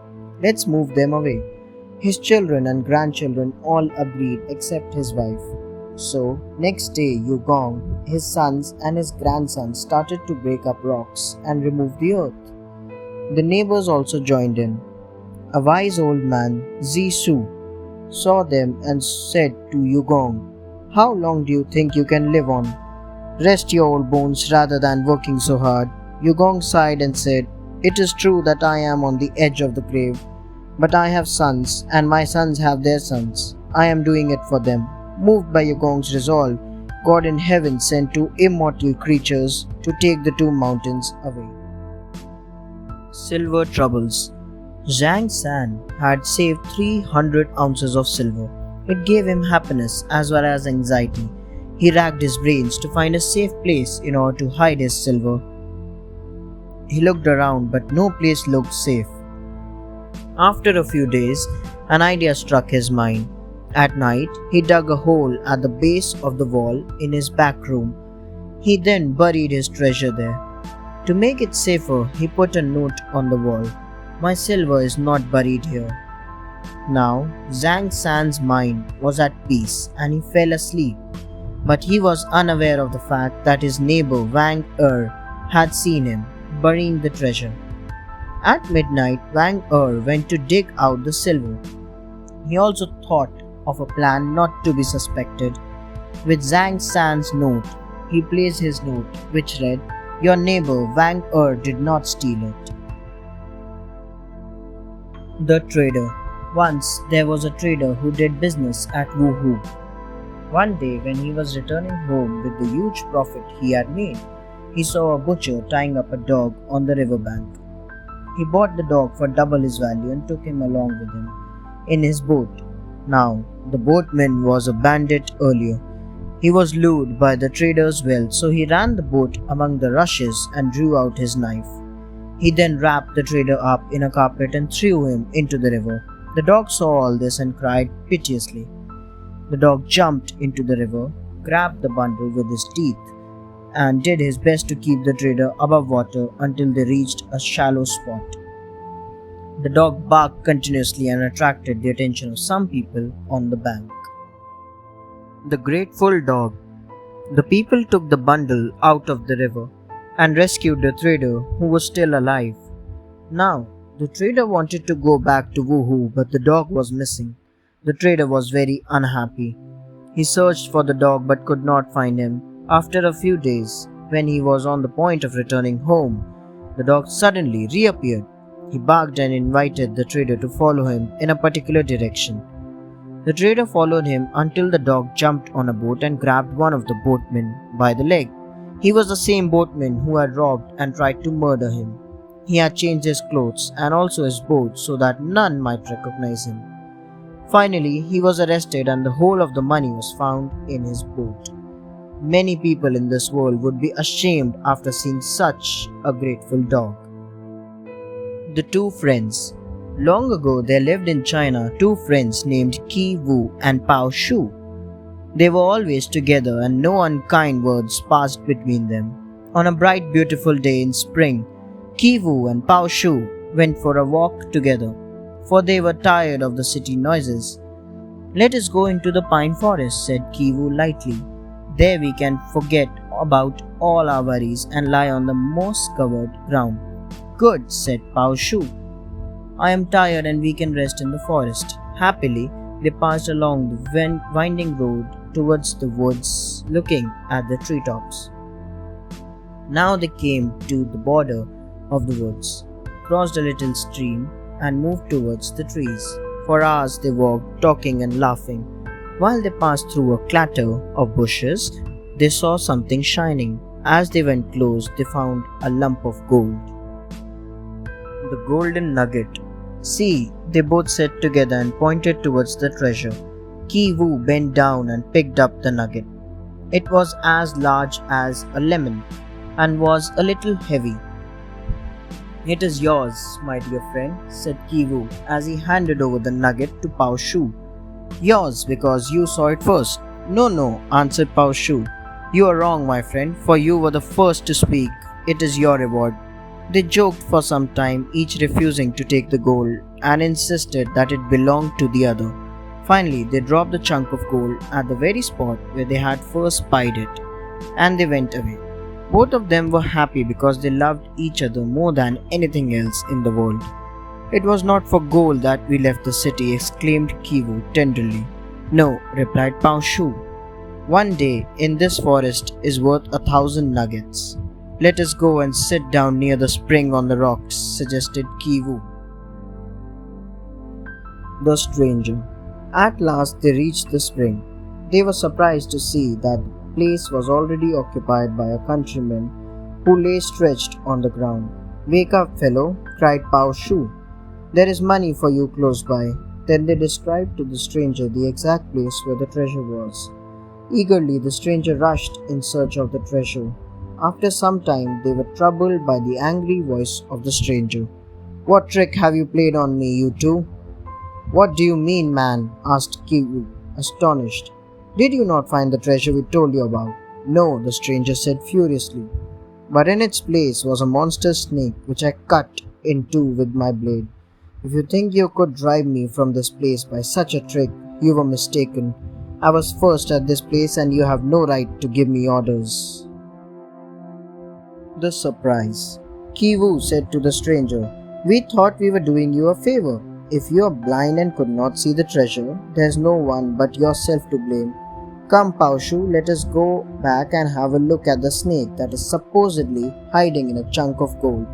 Laughing and having fun, the two friends left the stranger and went out to look for the nugget. They started walking and quickly crossed the remaining path. Their eyes were fixed on the ground.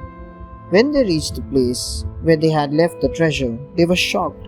They saw neither the lump of gold nor the monster snake described by the stranger. Instead, they saw two beautiful golden nuggets, each larger than the one they had seen earlier. Each friend picked one of the nuggets and handed it happily to his companion. Spears and shields. Once, a man was selling spears and shields.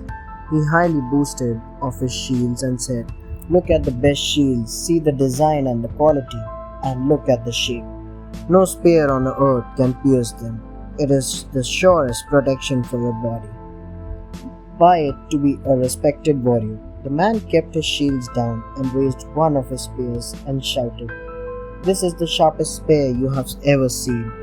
It is a spear of death. Any shield, no matter how hard it be, can be penetrated by this spear at a single stroke."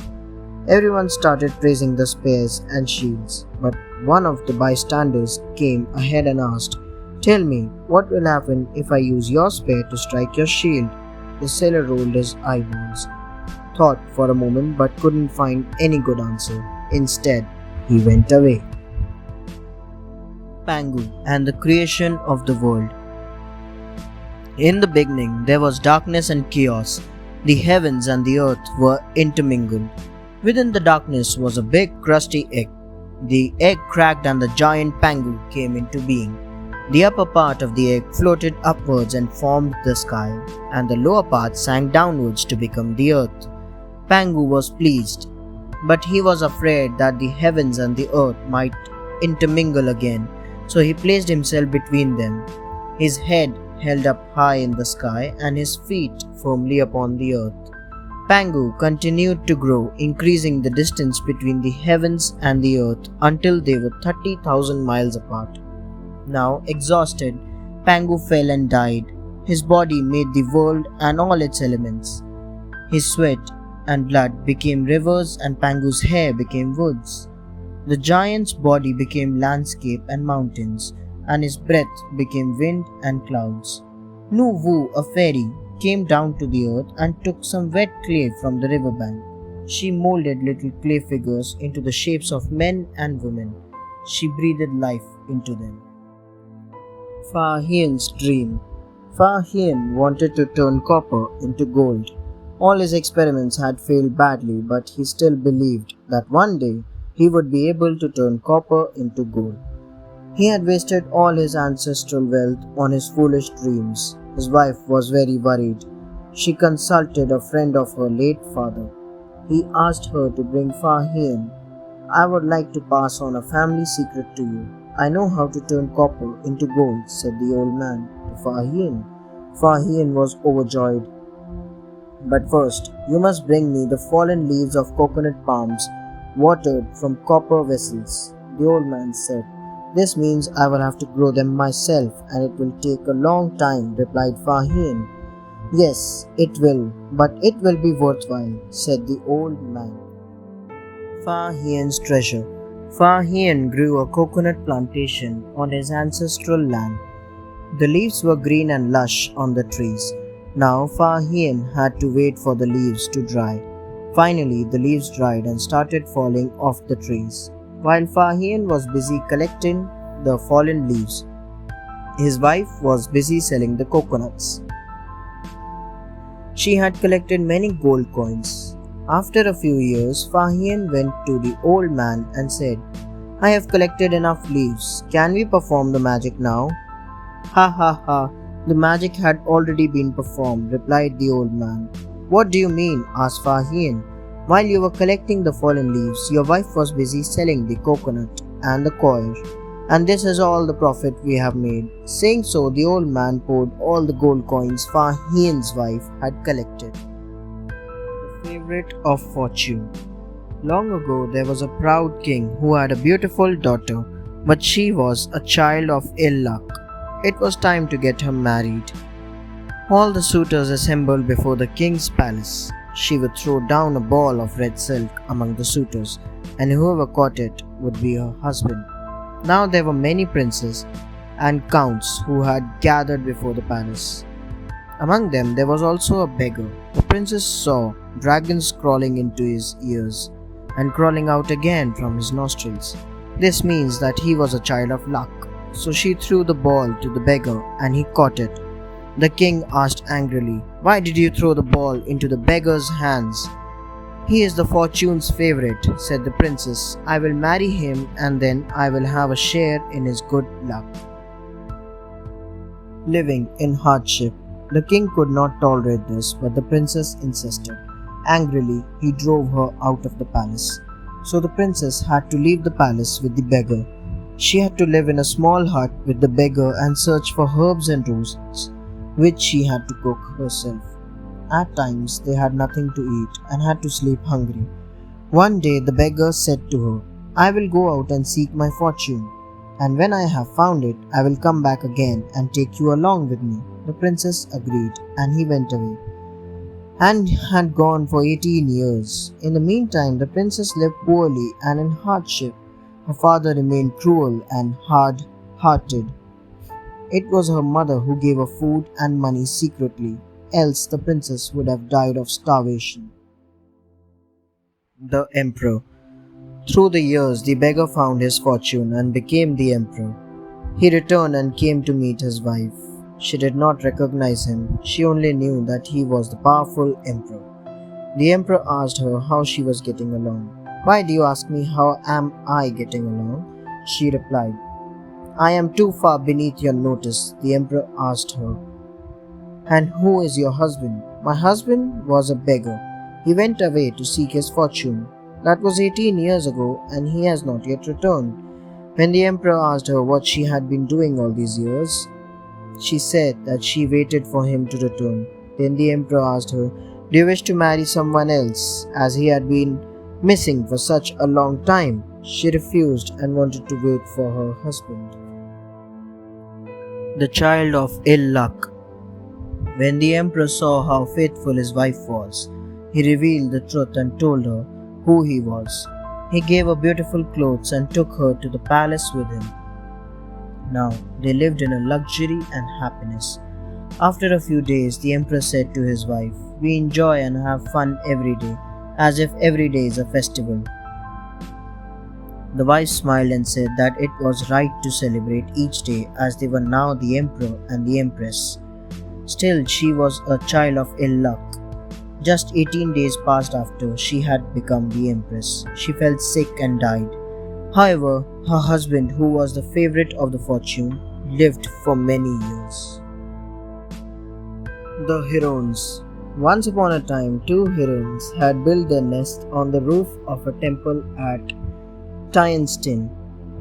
For long years, dust had accumulated in the shrine within which lived a huge serpent. Whenever the young ones of the herons were ready to fly, the serpent would creep towards the nest and swallow every one of them. This made the herons very sad. It happened for 3 years, and now people believed that the herons would no longer build their nest there. Nevertheless, the following year they came again. When it was almost time for the young ones to take wing, they flew away. The herons returned after 3 days and went straight to the nest to feed the young ones. At that very moment, the serpent crawled up to reach its prey.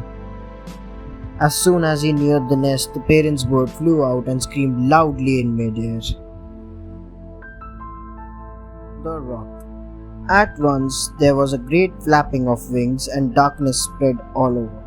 The crowd gathered were astonished and alleged that a huge bird, the Rock, obscured the light of the sun. The bird swooped down with the speed of wind or falling rain and striking the serpent with its talons, tore his head off at a blow. But at the same time, several feet of the stonework of the temple also broke down. The rock then flew away. Many herons also accompanied it as it flew away, as though escorting a guest. The nest also broke and fell down. One of the young birds died due to the fall. The other was taken up by the priests and put in the bell tower. There, the old birds returned to feed it until thoroughly fledged. Then it spread its wings and flew away. A spirit of the Wu Lian mountain.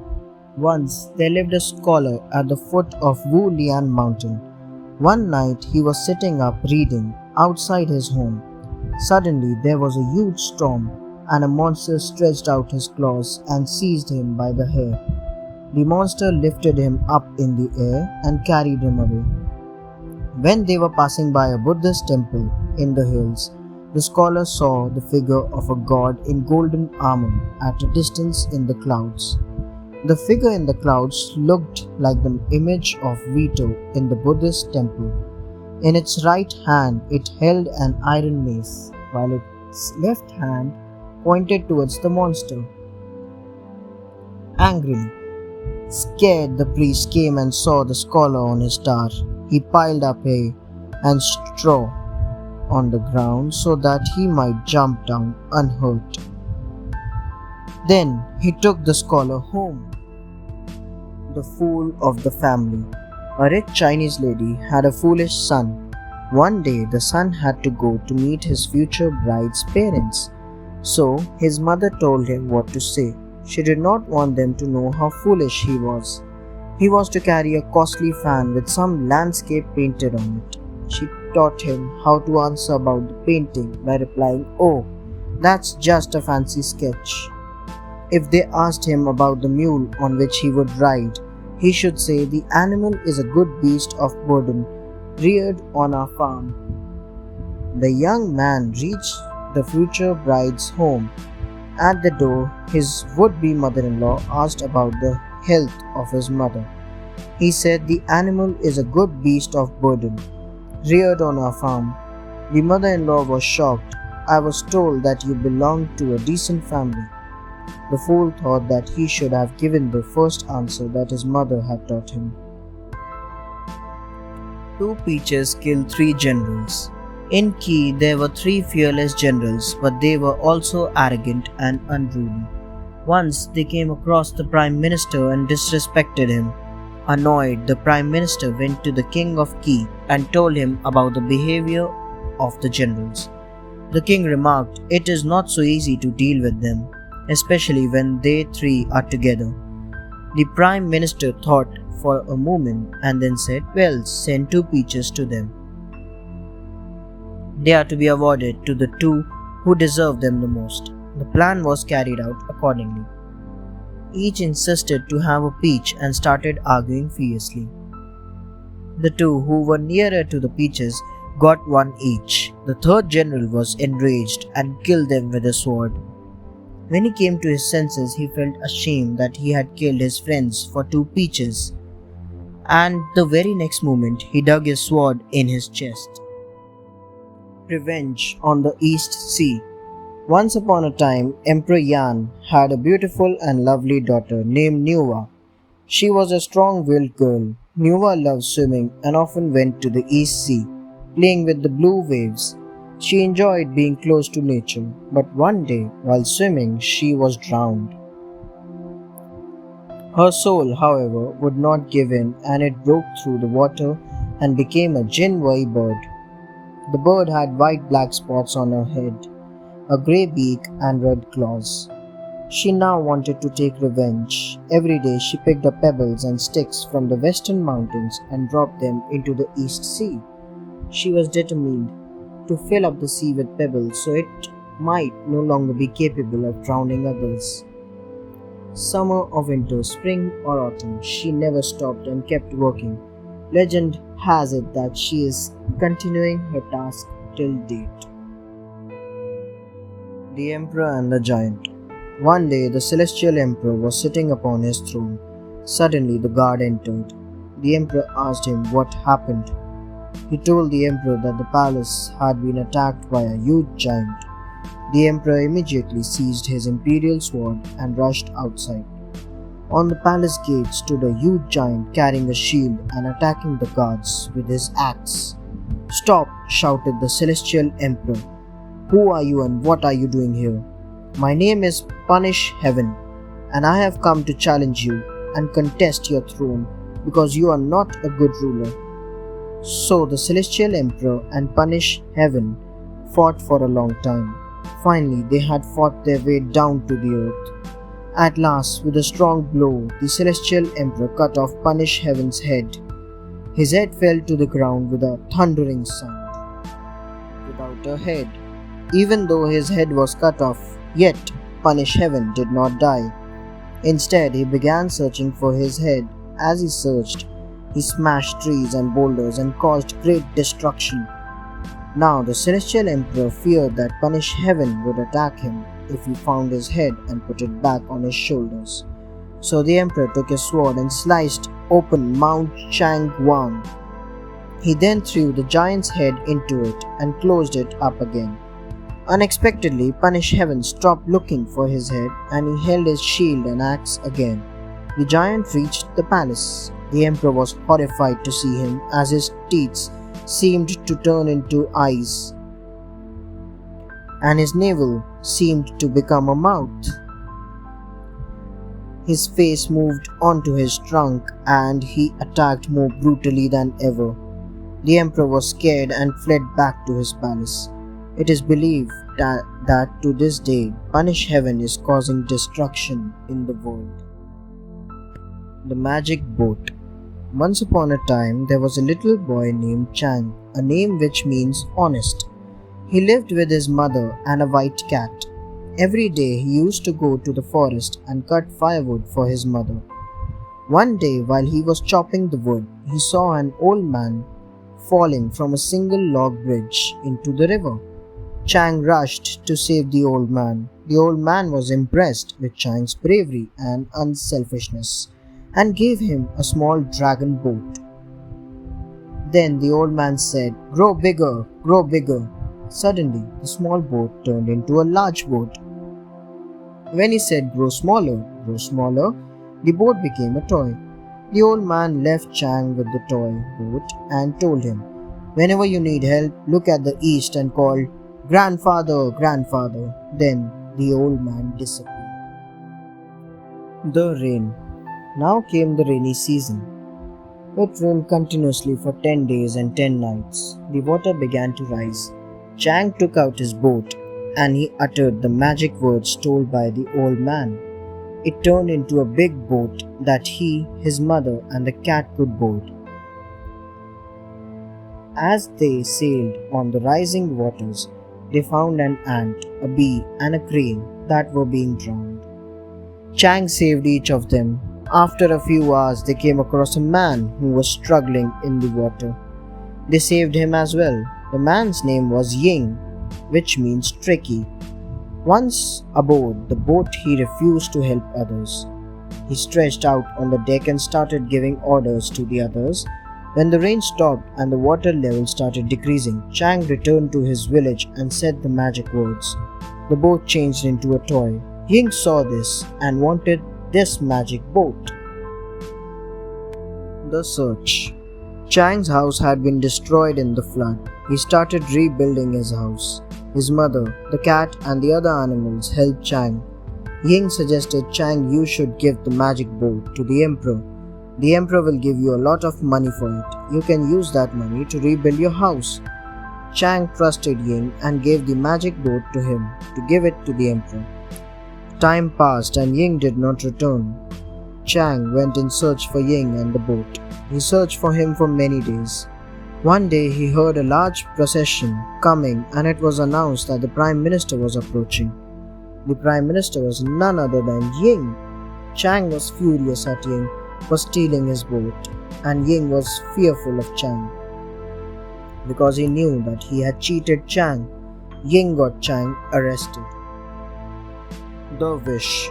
Chang did not return home for many days. The animals were worried for him and went searching for him. They found him hungry, dirty, and injured. They decided to tell the truth to the emperor. It was announced that the emperor's daughter was ill and anyone who could cure her would be granted one wish. Chang disguised himself as a doctor and went to the palace. He went and sat near Ying. Chang cured the emperor's daughter. The emperor was very happy and asked Chang his wish. His wish was the return of his magic boat. The emperor said to Chang, "Prove that the boat was yours." Chang looked towards the east and called out, "Grandfather, grandfather." The old man appeared, riding a golden phoenix. He told the emperor that he had given the boat to Chang. Then the old man turned Ying into an old grey wolf and the emperor into a big wild pig. Chang got his boat and returned home with his friends. Kong gave away bigger pears. In the Eastern Han dynasty, there was a person named Kong Rong. He was smart and good-tempered. He had 5 older brothers and 1 younger brother. When he was a child, one day, his father bought some pears. He picked the bigger pear and gave it to Kong Rong deliberately, but Kong Rong refused to take it and picked up the smaller one. His father was very curious and asked, "Why?" Kong Rong said, "I am younger, so I should eat the smaller pear, and my brothers should eat the bigger ones." His father was very glad and praised him. He asked further, "What about your younger brother, who is younger than you are?" Kong Rong said, "I am older than he, so I should leave the smallest one for my little brother." Kong Rong became a great scholar when he grew up. The boat and the sword. Once upon a time, in the state of Jin, a man was crossing a river in his boat.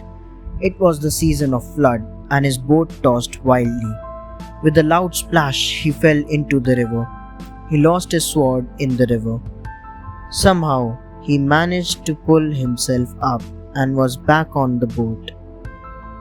His boat tossed and whirled its way along the river, and he reached his village. But he could not forget about his sword. At least the storm brought me home, thought the man from Jin. After a few days, he went back and searched for his sword. Much to his surprise, his sword had disappeared. He rushed to see the wise woman in the village. Ah, she nodded. The river dragon thought you had brought a gift for him. He took your sword and landed you safely ashore. Ah, thought the man from the state of Jin. That makes sense. The stonecutter's wishes. Long, long ago in China, on one hot summer day, a stonecutter worked hard swinging his hammer under the blazing sun. While he was wiping his sweat, he thought, for sure the sun is the most powerful being in the world. Oh, I wish I could be the sun. Surprisingly, a fairy heard his wish and the stonecutter became the sun.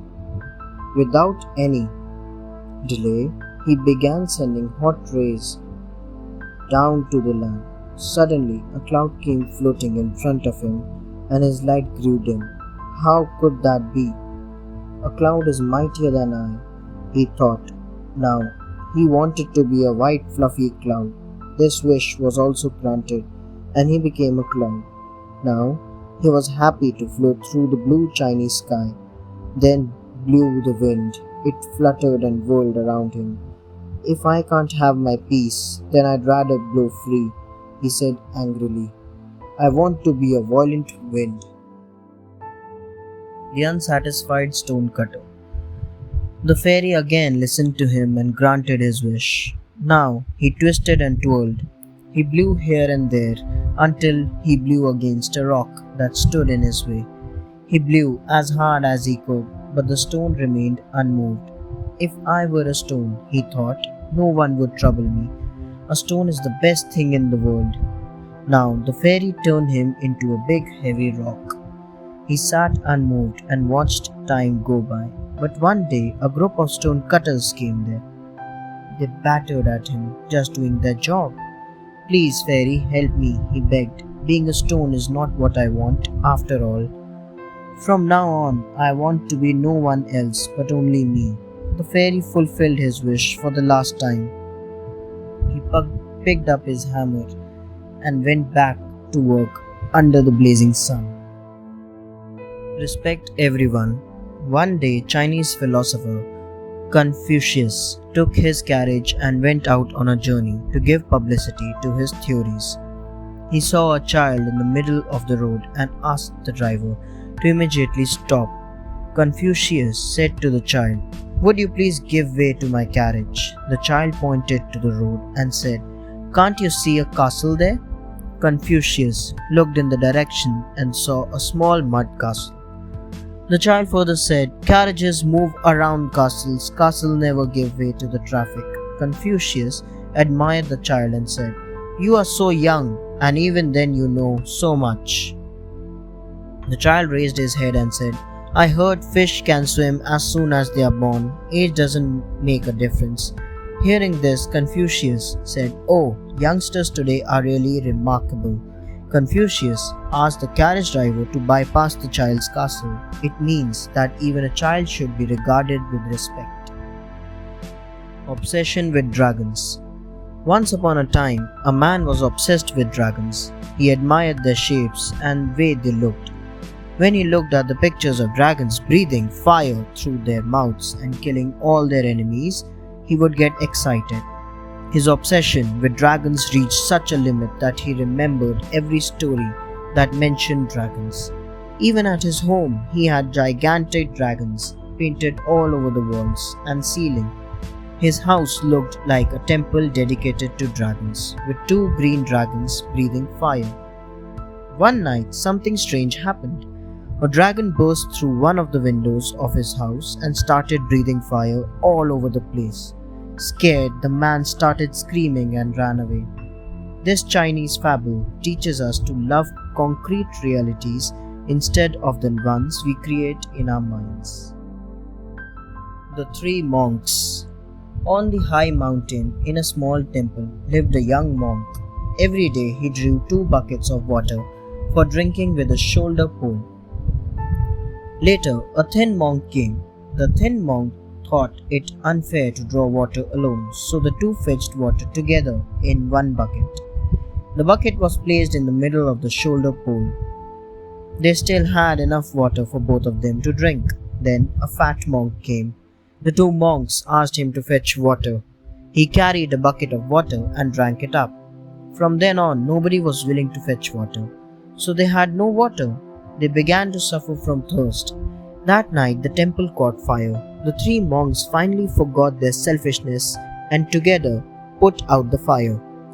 From then onwards, they helped one another and the temple never lacked water. Grow seedling by pulling. In ancient China, there lived a farmer who grew a stretch of crops.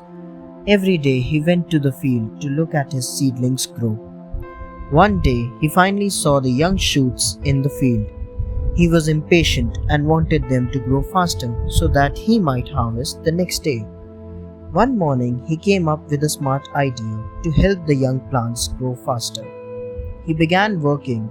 He started pulling up the young plants one by one by half an inch. When he finished pulling, he was very happy. He said to himself, "Look, look, how much taller the shoots have grown." He went home and proudly said to his son what he had done. His son was shocked. He went to the field and was heartbroken to see all the plants dying. The story demonstrates ruining something by disregarding its natural course. Thus, this Chinese idiom tells us not to spoil things by being over-enthusiastic. The 2 brothers. Once a farmer had 2 sons. The elder son was egoistic and greedy, while the younger son was kind and generous. When the farmer died, the elder brother took all of the land for himself. What he gave to the younger brother was just a basket and a sharp knife, with which he could cut firewood. The younger brother would go into the forest and chop wood, which he sold in the market and in return got some rice. He was thus very poor. One day the younger brother climbed through the forest to the top of the mountain. He sat upon a rock and gazed at the setting sun. He was all alone. Suddenly he felt a rush of air from above. He looked towards the sky and saw a bright bird with huge wings flying down towards him. The Island of the Sun. The younger brother felt the beating of air. Suddenly, the bird landed and sat next to him. "Why do you sit here all alone?" asked the bird. The younger brother replied, "I am poor. I have nothing." "Is this true or is this false?" asked the bird. "It is true. I am poor. I have nothing," he replied. The mighty bird asked him to climb on to his back. He would carry him to the Island of the Sun. There he could take 1 piece of gold before, and then the bird would bring him back. He climbed onto the back of the bird, and the bird took off to the Island of the Sun. And as the bird landed, the sun set behind the island, and the younger brother took 1 piece of gold. He put it in his basket and climbed onto the back of the bird. The bird flew back to the mountain. The greedy brother. The younger brother took that piece of gold and went down out of the forest. With that money, he bought a small piece of land, and there he reared cows and a few hens. He was well-to-do now. One day, his elder brother came to meet him. "Where did you find this wealth, this land?" And the younger brother told him everything. The elder one then took his basket and knife and set off up through the forest. He also reached that same mountain and sat upon a rock and waited. After some time he felt a rush of air and heard the beating of wings, and as he gazed towards the setting sun, a bird appeared from its bright rays and landed next to him. "Why do you sit here all alone?" asked the bird. The elder brother said, "I am poor, I have nothing." "Climb onto my back," said the great bird. "I will take you to the Island of the Sun." The unselfish brother. The elder brother mounted onto the bird's back, and the bird flew to the Island of the Sun. And as it landed, the sun set behind the island. The elder brother looked around and saw shining gold everywhere. He picked up one piece and placed it in the basket. Then he thought, the basket seems empty. I must take another piece. He picked up a second piece and placed it in the basket. Then the third. He continued picking chunks of gold until his basket was completely full. Then he turned. He was shocked to see that the bird had flown away and the sun was rising. He stood there and the heat burned him. The young brother inherited his elder brother's land and tended it with love. As he was not selfish, whatever he produced on the land, he shared it with other people who were in need. The King and Ku Yuan. Long time ago, China was divided into 7 warring kingdoms. Among them, the strongest was the kingdom of Qin, and it was ruled by an ambitious king named Qin Shi Huang. This king was determined to rule over all the 7 kingdoms. During the same time, there also lived an officer and poet named Ku Yuan in the kingdom of Chu in the south of China. He was a peaceful and wise man. He loved his kingdom a lot and wanted it to remain independent. Ku Yuan was a trusted advisor to the king of Chu and tried to convince the king of the importance of remaining independent. But there were others in the kingdom who persuaded the king that Ku Yuan was not a man to be trusted. They poisoned the king's ears against Queen Yuan. The king of Chu believed these lies and banished Ku Yuan into exile. The Dragon Boat Festival. It was during his exile that Ku Yuan became a true poet, writing many beautiful poems about the kingdom of Chu. When Ku Yuan discovered that King Shi Huang had taken over the kingdom of Chu, he walked into the Miluo River and got drowned. When the people heard that he had got drowned in the Miluo River, they rushed to the river bank and took to their boats. They beat drums and hit the water. The people also threw rice parcels into the water, presuming that the fish would eat the rice and leave the body of the poet in peace. Ku Yuan's death is remembered even today. Every year, people in China hold the Dragon Boat Festival on the 5th day of the 5th lunar month. Many boats take to the river, racing one another. People throw parcels of rice into the river and beat drums in memory of the hero poet. A matter of practice. Long ago, there lived a skilled archer named Chen Yaozi. He was very proud. One day, an old man who made his living selling oil happened to pass by. Seeing the crowd, he stopped to watch. People were praising Chen Yaozi. The old man just stood there and said, "It's just a matter of practice." Chen Yaozi was annoyed. "Do you think anyone can do what I can do?" "No," replied the old man. "I am not an archer. All I said was everything's a matter of practice." Chen Yaozi was very angry. The old man continued, "Over the years I have achieved a skill. Let me show you." The old man set his oil gourd on the ground and placed a coin over its mouth. He then began pouring oil using a ladle from a height. The oil went straight into the gourd through the hole of the coin. The people were amazed. The old man smiled and said, "There's nothing special, it's only a matter of practice." From then on, Chen Yaozi became a very humble archer. 3 people with 5 eyes. There once lived a matchmaker named Shu Lang. She was approached by a boy with one leg shorter than the other and sought a beautiful bride. About the same time, she was approached by a very beautiful girl who was blind in one eye. She decided to match the two. When the time came for their formal meeting, Xiang told the boy to stand in the doorway and rest his short foot on the high threshold. She told the girl to stand in the doorway on the other side of the room and keep half of her face hidden. Both of them agreed to the marriage. Xiang said, "Once you are married, I don't want this business about 3 people with only 5 eyes, or any misgiving about the long and short of anything." They were married. The groom lifted her veil and was shocked to see her blind eye. and she immediately spotted his short leg. Now they discovered what the sneaky matchmaker meant. The Fox and the Tiger. Once a fox encountered a tiger. The tiger bared his teeth, stretched out his claws, and wanted to eat him up. But the fox said, "Sir, you must not think that you are the only king of beasts. Your courage is no match for mine. Let us go together, and you walk behind me. If men are not afraid of me, then you may eat me up." The tiger agreed, and so the fox led him along a broad highway. The men saw the tiger in the distance, and scared, they all ran away. Then the fox said, "I walked in front, and the men saw me before they could see you." Then the tiger put his tail between his legs and ran away. The tiger saw that the men were afraid of the fox, but he did not realize that the fox had borrowed the terror from him. Weighing the elephant. Long ago, people in China had never seen an elephant. One day, the Chinese emperor received a gift, an elephant. People were amazed to see it, and everyone was curious to know how heavy the elephant was.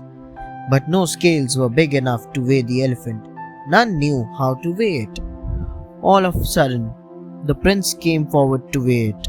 The officials thought that the prince was joking, but he gave a brilliant idea. "Father, please provide a big boat in the river. Raise the elephant into the boat.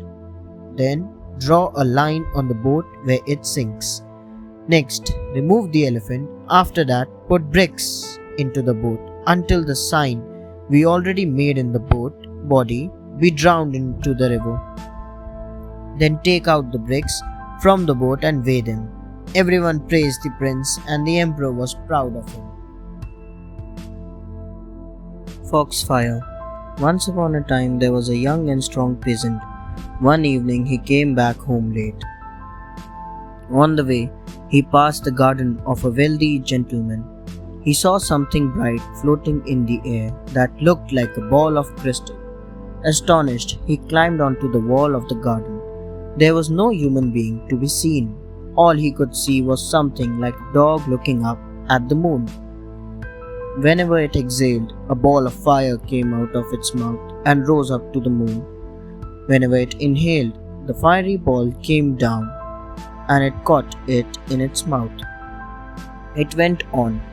The peasant now realized that it was not a dog but a fox who was producing the elixir of life. The peasant hid in the grass and waited for the ball of fire to come down. He then stepped out, caught the ball and swallowed it. The ball of fire. From then on, the young peasant was able to make himself invisible, could see ghosts and devils and have contact with the world of the spirits. When someone felt sick and lay unconscious, he could call back his soul. If a person sinned, he would plead for him. This way he earned a lot of money. When he was 50, he no longer practiced his art. One summer evening, he was sitting in his courtyard enjoying the fresh, cool air.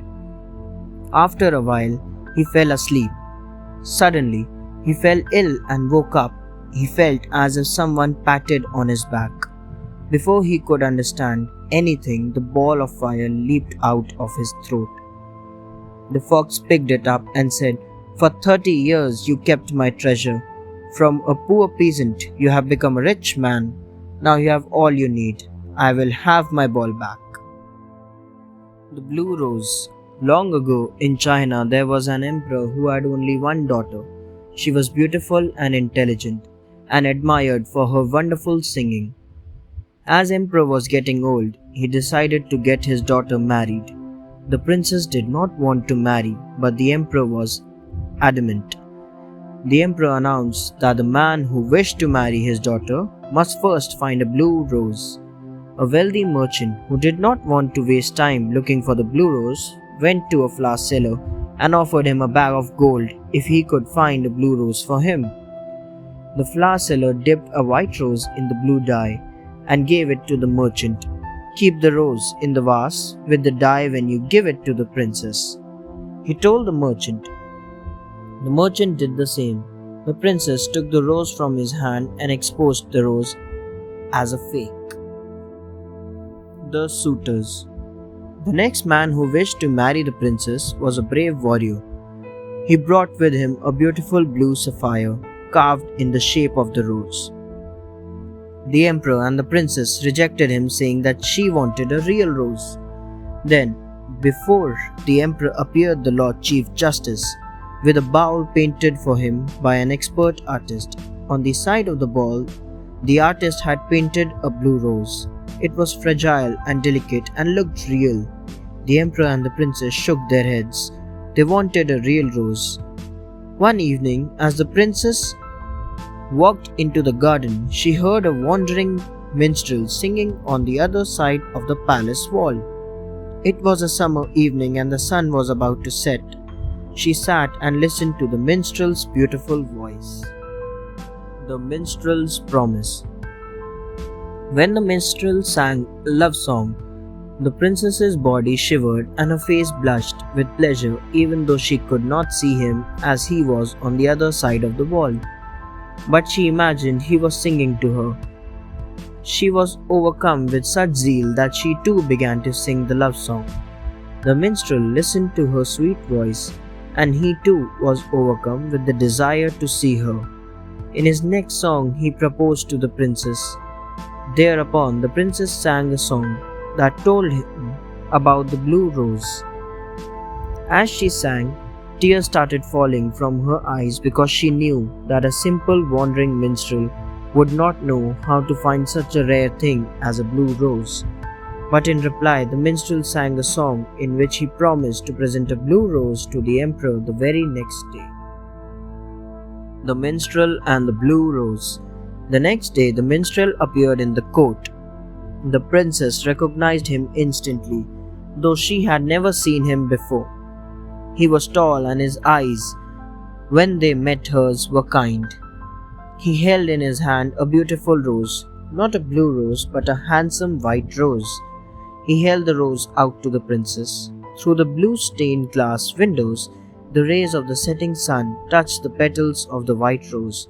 The blue rose, he said simply. The princess was happy. The emperor was angry. The princess said, I see a young man who has always been honest and true. In his hand he holds a gift of love, and it is blue. The old emperor took his daughter's hand, and he took the hand of the minstrel as well and joined them. The princess married the minstrel, and they lived happily ever after. The Old Man and the Golden Fish. Once upon a time there was an old man who liked fishing. One day he picked up his fishing rod and went to the lake to fish after having his dinner. When he reached the lake, it was getting dark. There was a boat lying near the lake. The old man got into the boat and rowed to the center of the lake. He began fishing in the center of the lake. After a while, he fell asleep.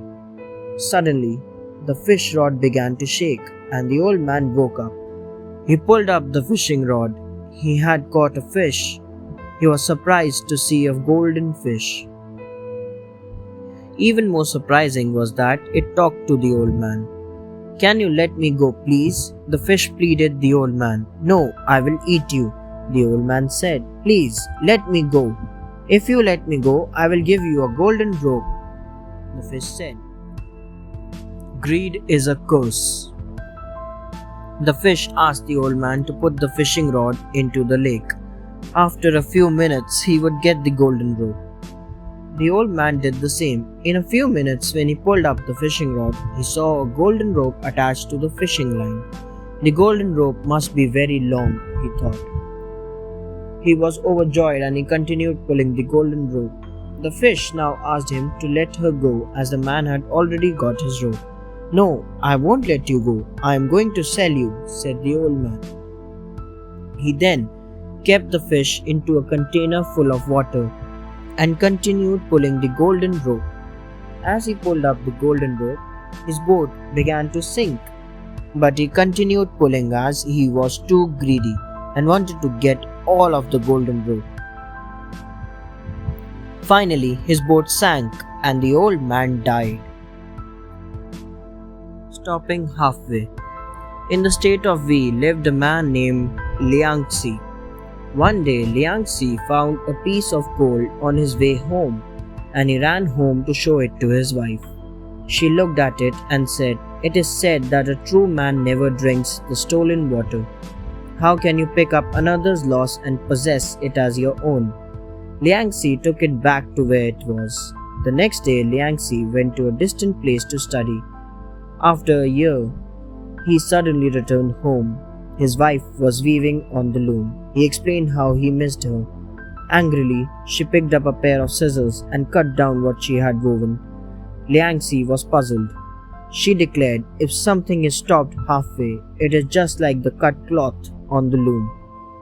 The cloth will only be useful if it is finished, and so it is with your studies." Liang Xi was deeply moved by his wife. He left home and went on with his studies. Several years later, he became a very learned man. The faithful gander. Once upon a time, a sportsman of Teenstein allured a wild goose. He was followed to his home by the gander. The gander flew around him in a great sorrow throughout the day. He went away only at nightfall. The next day, when the sportsman went out, there was the gander again. It came close and sat near his feet. He was about to seize it when suddenly it stretched out its neck and chucked out a piece of pure gold. The sportsman understood what the gander tried to say and cried, "I see, this is the ransom to release your mate, isn't it?" He at once released the goose, and the two birds flew away happily. But before flying away, they left to the sportsman nearly 3 ounces of pure gold. Animals and birds too have feelings. There is no sorrow like separation from those we love. New shoes. A foolish man from Zeng wanted to buy a pair of shoes. He measured his feet with a piece of straw by making marks on it. Then he headed straight for the market. But he was in such a hurry that he left his marked straw at home. So, when he reached the shoe shop, he said, "I have left the measurement at home and I don't know the size. I'll fetch it in 1 minute." With these words, he ran back as fast as he could. He took the straw and sped up to town. But when he reached the shop, night had already fallen and the shop was closed. The people around went up to him and asked him what had happened. Then they said, "Didn't you have your feet with you when you were in the shop?" "Yes, of course," the man answered. "But the straw is very carefully measured, and I am afraid my feet are less trustworthy." Kitty goes fishing. One day, a little kitten, Kitty, went fishing with his mom. When they sat down, a dragonfly came. Kitty kept down his fishing rod and chased the dragonfly. But the dragonfly flew away. At that very moment, his mom caught a big fish. When Kitty sat down again and continued fishing, a butterfly came across. The little kitten again chased it, but the butterfly also flew away. His mom again caught a big fish. Kitty asked his mom, "Why can't I catch even one fish?" The mom replied, "You have to be focused while fishing. You keep running after the dragonfly and the butterfly now and then. How can you land a fish?" Kitty felt ashamed and began focusing on fishing. The dragonfly and the butterfly came again, but Kitty didn't move an inch. After a while, it caught a big fish. Happy Kitty shouted, "I caught a big fish!" Tadpoles search for their mother. Once, at the time of spring, there were many cute little tadpoles in a pond. They had never met their mother before, and so they wanted to go out and find her. They asked the duck, "Are you our mother?" The mother duck said to them, "Your mother has 2 eyes and 1 big mouth." The little tadpoles swam forward and saw a goldfish. The tadpoles happily cried out, "Mama, Mama!" The goldfish said, "I'm not your mother.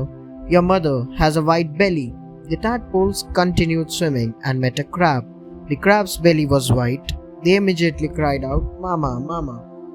The crab shook its head and said, "You have got the wrong lady. I have 8 legs and your mother only has 4. Suddenly they saw a frog going. They asked cautiously, "Are you our mama?" The frog smiled and said, "That's me, I'm your mother. After growing up, you look just like me." The little tadpoles had finally found their mother. The Snail Girl. Once there lived a young farmer named Xia Duan all alone. He was very hardworking. One evening, when he was coming back from the rice fields, he saw a big snail lying on the roadside. He picked it up and took it home and put it into a vat with water. The next night, when Xia Duan returned home, he was surprised to see his house neat and clean. A hot meal awaited him on his table. When he asked his neighbors, no one knew about it. It continued for days. One afternoon, Xia Duan came back home especially early. He peeped through the window and saw a pretty girl cooking at the stove. He rushed to the vat and noticed that the snail was missing. The girl told him she was the snail he saved. Soon, Xia Duan married the girl and lived happily ever after. The Daughters. Once upon a time, a poor family had 7 daughters. One day, the poor father went out to collect firewood and found 7 wild duck eggs. He took them home, but he wanted to eat them only with his wife. In the evening, the eldest daughter asked her mother what she was cooking. The mother said that she was cooking wild duck eggs and she would give it to her if she promised not to tell her sisters. And she gave her one. Next, the second daughter awoke and asked her mother what she was cooking. She said, "Wild duck eggs. If you won't tell your sisters, I'll give you one." And so it continued. Finally, the daughters had eaten up all the eggs and none were left. In the morning, the father was very angry with his children and said, "Who is coming with me to your grandmother's?" The Animal Cave. The father wanted to take the children into the mountain and leave them there to be eaten up by the wolves. The eldest daughters suspected this and refused to go along, but the 2 youngest agreed to go with their father. So, they drove off with their father. When they had driven for a long time, they asked, "When are we going to reach?" "Soon," said their father. And when they had reached the mountains, he told them, "Wait here, I will go ahead to the village to tell your grandmother we are coming." And then he drove off with the donkey cart. The girls waited and waited, but he did not return. Finally, they realized that he was not coming back for them and had left them in the mountains alone. They wandered into the hills seeking shelter for night. Suddenly, they saw a cave from which came a glow of light and they went in. The Animals. Inside the cave, they saw a mass of precious stones and jewels which glowed. The cave belonged to a wolf and a fox. The girls lay down and fell asleep. During the night, the wolf and the fox came back home. The wolf said, "Let's go to bed and sleep."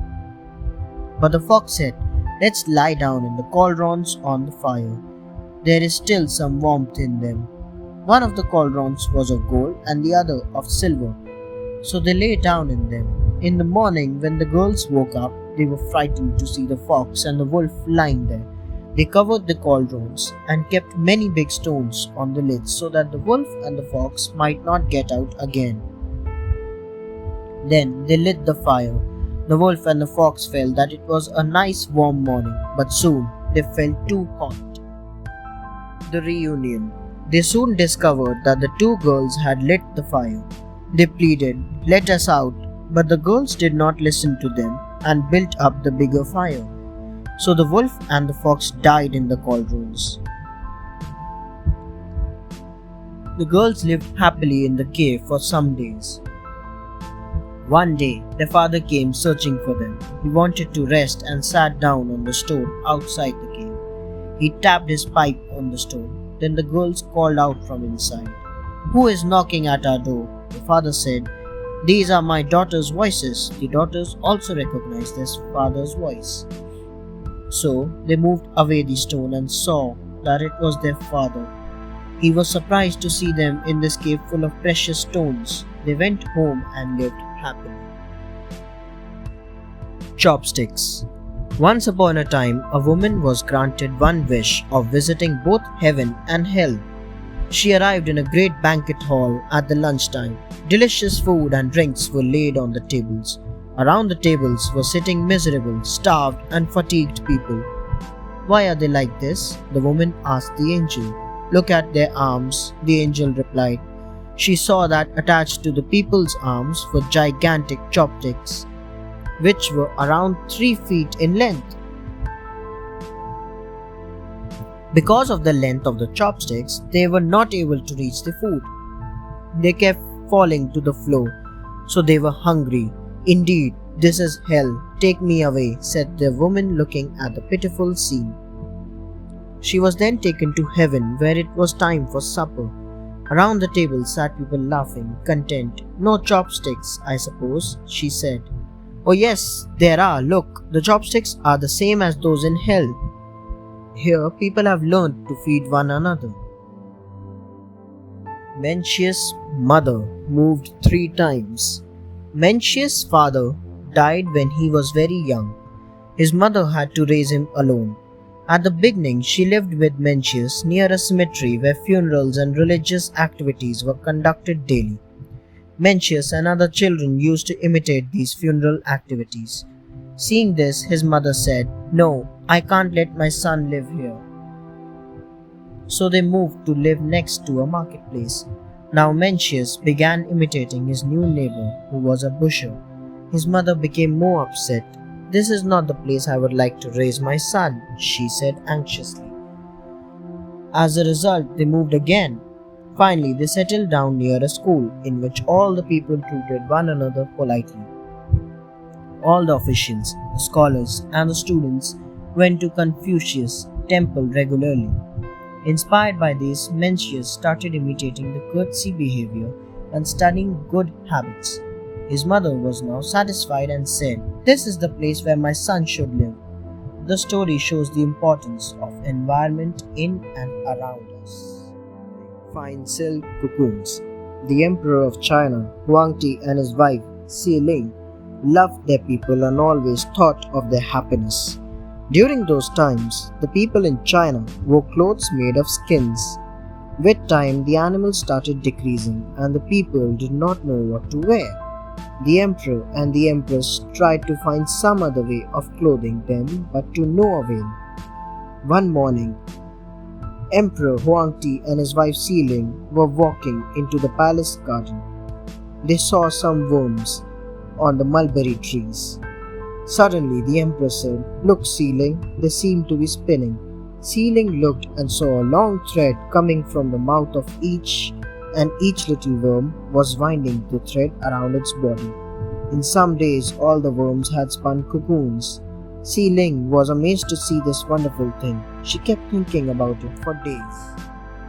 Xi Ling, the goddess of the silk worm.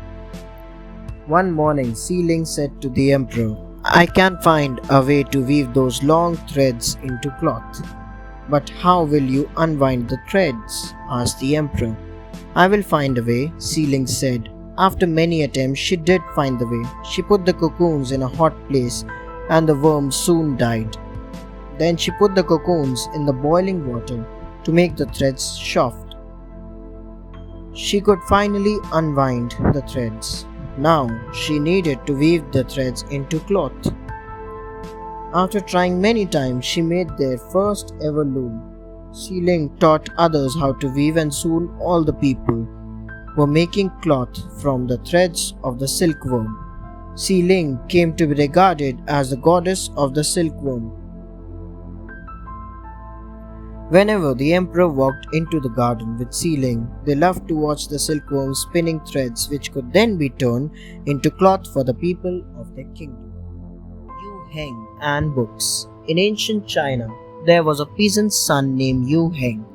From an early age, he wanted to study, but he was poor and had no money to go to school. He enjoyed reading. Yu Heng could not afford to buy a book, so he had to borrow books to read. During those times, the books were very expensive, and those who had books refused to lend them to others easily. Yu Heng started working for rich people. As a pay for his work, he asked them to give him books instead of money. He worked all day. It was only at noon that when he got a break from work, he had time to read a book. So, a book often took around 10 days to finish reading. Yu Heng was very worried, thinking that there was no time to read books during the day. He thought to read books at night. Pierce the wall to steal light. To read the books at night, Yu Heng needed a lamp and oil to burn, but his family was too poor to afford the oil. Depressed, Yu Heng sat down with his book, which he was reading during the day. Suddenly, he saw a ray of light at the back of his bed. It was coming through the wall. Quickly, he stood up and walked towards the wall to see where the light was coming from. It was coming through a small crack in the wall. It was coming from the neighbor's house, so Yu Heng thought of a way. He took a knife and started digging the wall. In this way, the light that shone through increased. He kept his book at a place where the light through the pole fell directly on it. Finally, he could read at night. Later, he became a great scholar. Never too late to mend. Once, there was a shepherd who kept a flock of sheep in a sheepfold. One morning, he went to the sheepfold and discovered that one of his sheep was missing. He looked at the sheepfold and found a hole in it. So he thought that the wolf must have sneaked in and carried away the sheep. His neighbor suggested to him, "You should fix the sheepfold and cover the hole immediately." But the shepherd said, "The sheep is already lost, so there is no use of fixing it now." The next morning, another sheep was missing. The wolf had again stolen the sheep through the hole. The shepherd regretted very much for not listening to his neighbor's advice. He thought it's never too late to mend. He mended the hole immediately. From then on, the wolf did not come and no more sheep were stolen. Wild goose. Once upon a time, two hunters went hunting. They saw a wild goose flying overhead. Immediately, one of the hunters placed an arrow in his bow. He aimed it at the goose. He said, "That goose will make a fine stew." "Stew," said the second one. "It would be far better to roast it." "Stewed," said the first hunter as he put down his arrow. "Roasted," replied the other. They continued arguing for hours.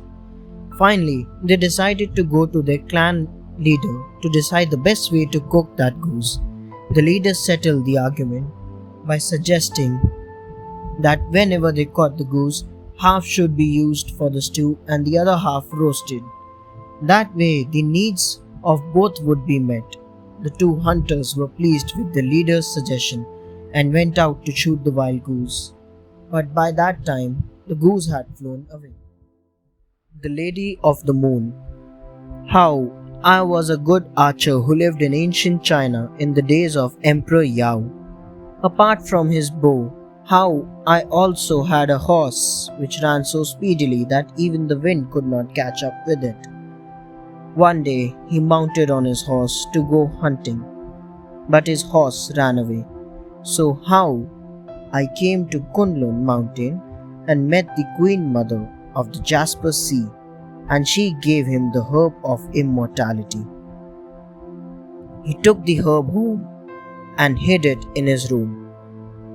But his wife, Tishang-o, one day came upon the hidden herb and ate some of it when I was not at home. The herb had a magical effect and Shang-o immediately floated up to the clouds. When she reached the moon, she saw a castle and went in. Since then, she lived in the castle as the Lady of the Moon. The Cracked Pot. Once upon a time, an elderly Chinese woman had two large pots. Each pot hung on the end of a pole which she carried across her shoulders.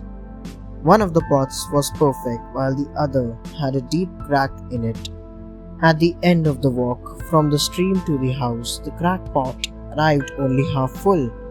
It continued daily for 2 years.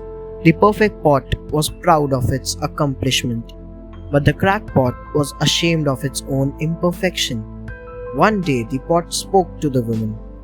"I am ashamed of myself because this crack in my side causes water to leak out." The old woman smiled and said, "Did you notice that there are flowers on your side, on the path and not on the other side? I planted flower seeds on your side of the path, and every day you water them. With these beautiful flowers, I decorate my table." Play the lute to a cow. Once upon a time, in China, there lived a musician named Meng Jian. He played all the musical instruments, especially the lute, very well. One day, when Meng Jian was unwinding himself in the countryside, he saw a cow grazing in a field. He thought, "Everybody loves my music. Why don't I play some music for this cow?" He set the lute, plucked the strings, and started playing quaint music for the cow. But the cow did not pay attention to the music and kept grazing. Meng Jian thought, "Maybe the cow doesn't like this one." Then he played another joyful music, but the cow still kept grazing. Meng Jian kept changing songs, but the cow was totally indifferent. He felt disappointed and started questioning his abilities. At the end, the cow wandered away after it was well fed. A passerby said, "It's not because your music is bad, it is because the cow can't understand music at all." Meng Jian felt relieved and went home, waiting for a hare under a tree. Long ago, there was a farmer. One day, while he was plowing his fields, he saw a hare running wildly towards a tree. Then the hare fell near the tree without a move. The farmer went over and saw that the hare ran so fast that it ran into a tree, broke its neck, and finally died. The farmer took the hare home and cooked a delicious meal for dinner. That night, the farmer thought, "I needn't work so hard. All I have to do is to wait every day by the tree to pick up the hare that runs into it." So he gave up farming. The next day, he sat near the tree all day and waited patiently for a second hare to come. Days went on, but a second hare never came. His neighbors saw his field overgrown with weeds and asked him the reason. When the farmer told them about the hare, everyone laughed out loud. Ringing a bell. Once, in the state of Jin, the Fan family had been destroyed by the other clan. Taking advantage of the situation, a thief entered Fan family's house to steal. At the entrance, he saw a big bell hung in the courtyard.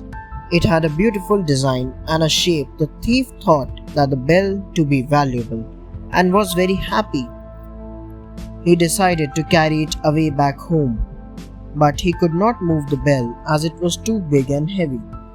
He thought and finally came up with the idea.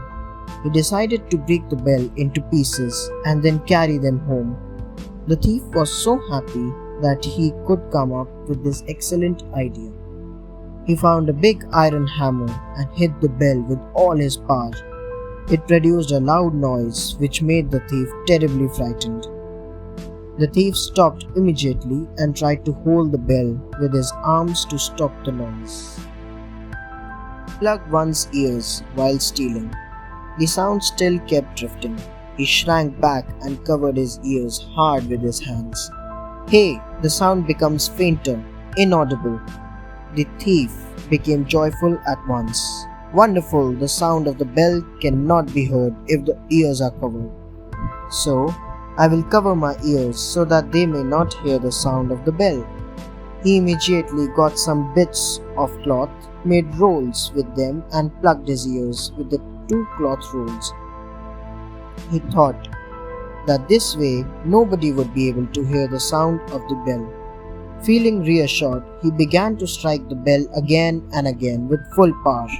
The sound of the bell was heard everywhere, and finally, Fan people caught the thief and beat him to the ground. The thief was still wondering, how did they hear the sound when my ears were covered? Everyone burst out laughing. failed to recognize Tai Shan. Once upon a time, in ancient China, there was a very famous carpenter named Lu Ban. He was very strict with his pupils and wanted them to be dedicated to their work. Every now and then, he would get rid of those who fooled around and didn't work hard. One of his many pupils was a young man named Tai Shan. Lu Ban kicked him out because of his slow improvement of arts. Many years passed by. One day, Liu Ban saw lots of man-made furniture in the market. He was curious to know about the person who made it, so he went around and asked people about the carpenter who made those pieces of furniture. Liu Ban was shocked to know that the person who made the furniture was exactly Tai Shan, the pupil whom he kicked out years ago because of his slow learning. Liu Ban felt ashamed of himself and sighed. I was so arrogant to identify Tai Shan. Heart has completed bamboo. Long ago in China lived a scholar named Wen Tong. He loved nature and often went for a stroll in the gardens and forests. His favorite was bamboo. He often walked into the bamboo forest. He carefully observed the way the bamboo grew. He noticed the way the branches and leaves stretched from the tree trunk and the details of growth during the changing seasons. Whenever the wind blew, the bamboo danced and played merrily. At home, when Tong would draw the bamboo, his bamboo drawings became known far and wide. People came from far and near to ask him to draw bamboo. Chao Buzi was Wen Tong's closest friend. Chao Buzi's greatest enjoyment was to watch his friend draw bamboo paintings. There was a young boy who wanted to learn to draw bamboo like Wen Tong. He asked Chao Buzi to tell him Wen Tong's secret. Chao Buzi said, when he draws bamboo, it is already traced in his heart. This is his exponential talent. The journey. One summer, Cao Cao led the troops to attack Zhang Xiu. The weather was hot and there were no clouds in the sky. It was a long march through the mountains. It was the blazing heat of the sun. There was no trace of water. The soldiers were breathless. By noon, the soldiers' clothes were soaked with sweat and the speed of the soldiers slowed down. Some of the soldiers fainted and collapsed. Cao Cao saw the marching speed slower and was worried that his attack plan would be delayed. The morale of the soldiers was down. But without even a drop of water, how would thousands of soldiers and horses speed up? He immediately called the guide and quietly asked him, "Is there water in the vicinity?" The guide shook his head and said, "The spring is on the other side of the valley, and it is a long road to reach there." Quench thirst by thinking of plums. Cao Cao thought for a while and said, "No, we do not have time." He looked at the woods in front and thought for a while. He said to the guide, "Don't say anything, I will find a way." Cao Cao knew that even if he ordered his soldiers to speed up, it would not work. Cao Cao mounted on his horse and rushed to his army. He took his whip, pointed to the front and said, "Soldiers, there is a large grove of plum trees ahead. The plums are big and juicy. Let's hurry up with our journey. We just need to pass the hill and we will reach the plum trees." When the soldiers thought of the juicy plums, their mouths watered, and at that moment they did not feel so thirsty. Cao Cao at once ordered his troops to march on. They came to a big river. Everyone drank the water and continued with his journey. The moon cake. Once a little boy had a cake that a big boy envied. Planning to get the cake, the big boy said, "The cake would be prettier if it were like the moon." The little boy gave the cake to the big boy to make the necessary changes. The big boy took out a mouthful of cake, leaving a crescent with uneven edge. The little boy was not happy with the change and began weeping. The big boy consoled him by saying that he would make the cake into a half moon. So he ate the sides of the crescent and nibbled the edge smooth. But when the half moon was made, the little boy noticed that there was hardly any cake left. and he again began crying. The big boy then said that just before the new moon is seen, the old moon disappears. Then he quickly gobbled up the remaining cake and left the little boy waiting for the new moon. The Fox and the Raven. Once upon a time, a fox saw a raven sitting on a tree with a piece of meat in its beak. The fox was very fond of meat, and when he saw it in the raven's beak, he was determined to have it. The fox went near the tree, sat down under it, looked up to the raven, and began to praise him. "Oh, my dear friend, how wonderful you look today. Your color is pure black, that shows that you have the wisdom of Lao Tse, who knows how to preserve his obscurity. The way you feed your mother equals Master Chang's solicitude for his parents. You are indeed the king of birds." The raven was deeply flattered and said, "You are too kind," and before Raven knew it, had dropped the piece of meat from its open beak. The fox ate it up, laughed and said, "Remember, my friend, whenever anyone sings your praises without cause, he is after something." Long, long ago, there was a man named Sima Guang. He was an outstanding politician and a renowned historian. When he was 7 years old, he liked to play in his backyard with his friends Wang Wei, Lina, and Zhang Yong. One day, when they were playing in the yard, Wang Wei said, "I bet I can go up to the top of the vat." A water vat is a very big tank used for keeping rainwater. Lina asked him not to go to the top of the vat as it was too high. "It is not too high for me," said Wang Wei. "Come down here and play," said Sima Guang. "No, I will go up," said Wang Wei. He did not listen and went on the top of the water vat. When he was at the top, he called, "Look at me," and he lifted one of his legs up in the air. Sima Guang breaks the vat. "That is good," said Zhang Yong. Suddenly, he fell into the water-filled vat. "I cannot swim," he called. "The water is too deep." He was struggling inside the vat. Everyone was anxious. "We must run for help," said Lina. "No, that will take too long," said Sima Guang. "Then we cannot do anything to help," yelled Lina in fear. "Ah!" yelled Zhang Yong in fear too. Sima Guang remained calm. He saw a big rock and picked it up. He then pounded it hard on the water vat. The vat did not crack. He picked up the rock and hit it again. There was a very small crack this time. He threw it again. Then a bigger crack cropped up. He kept throwing it again and again on the vat. All at once, a very big wave of water flew out of the broken water vat, and with the flow of water, out rolled Wang Wei. Thanks for watching. Do like, share, subscribe to Sahil Book House.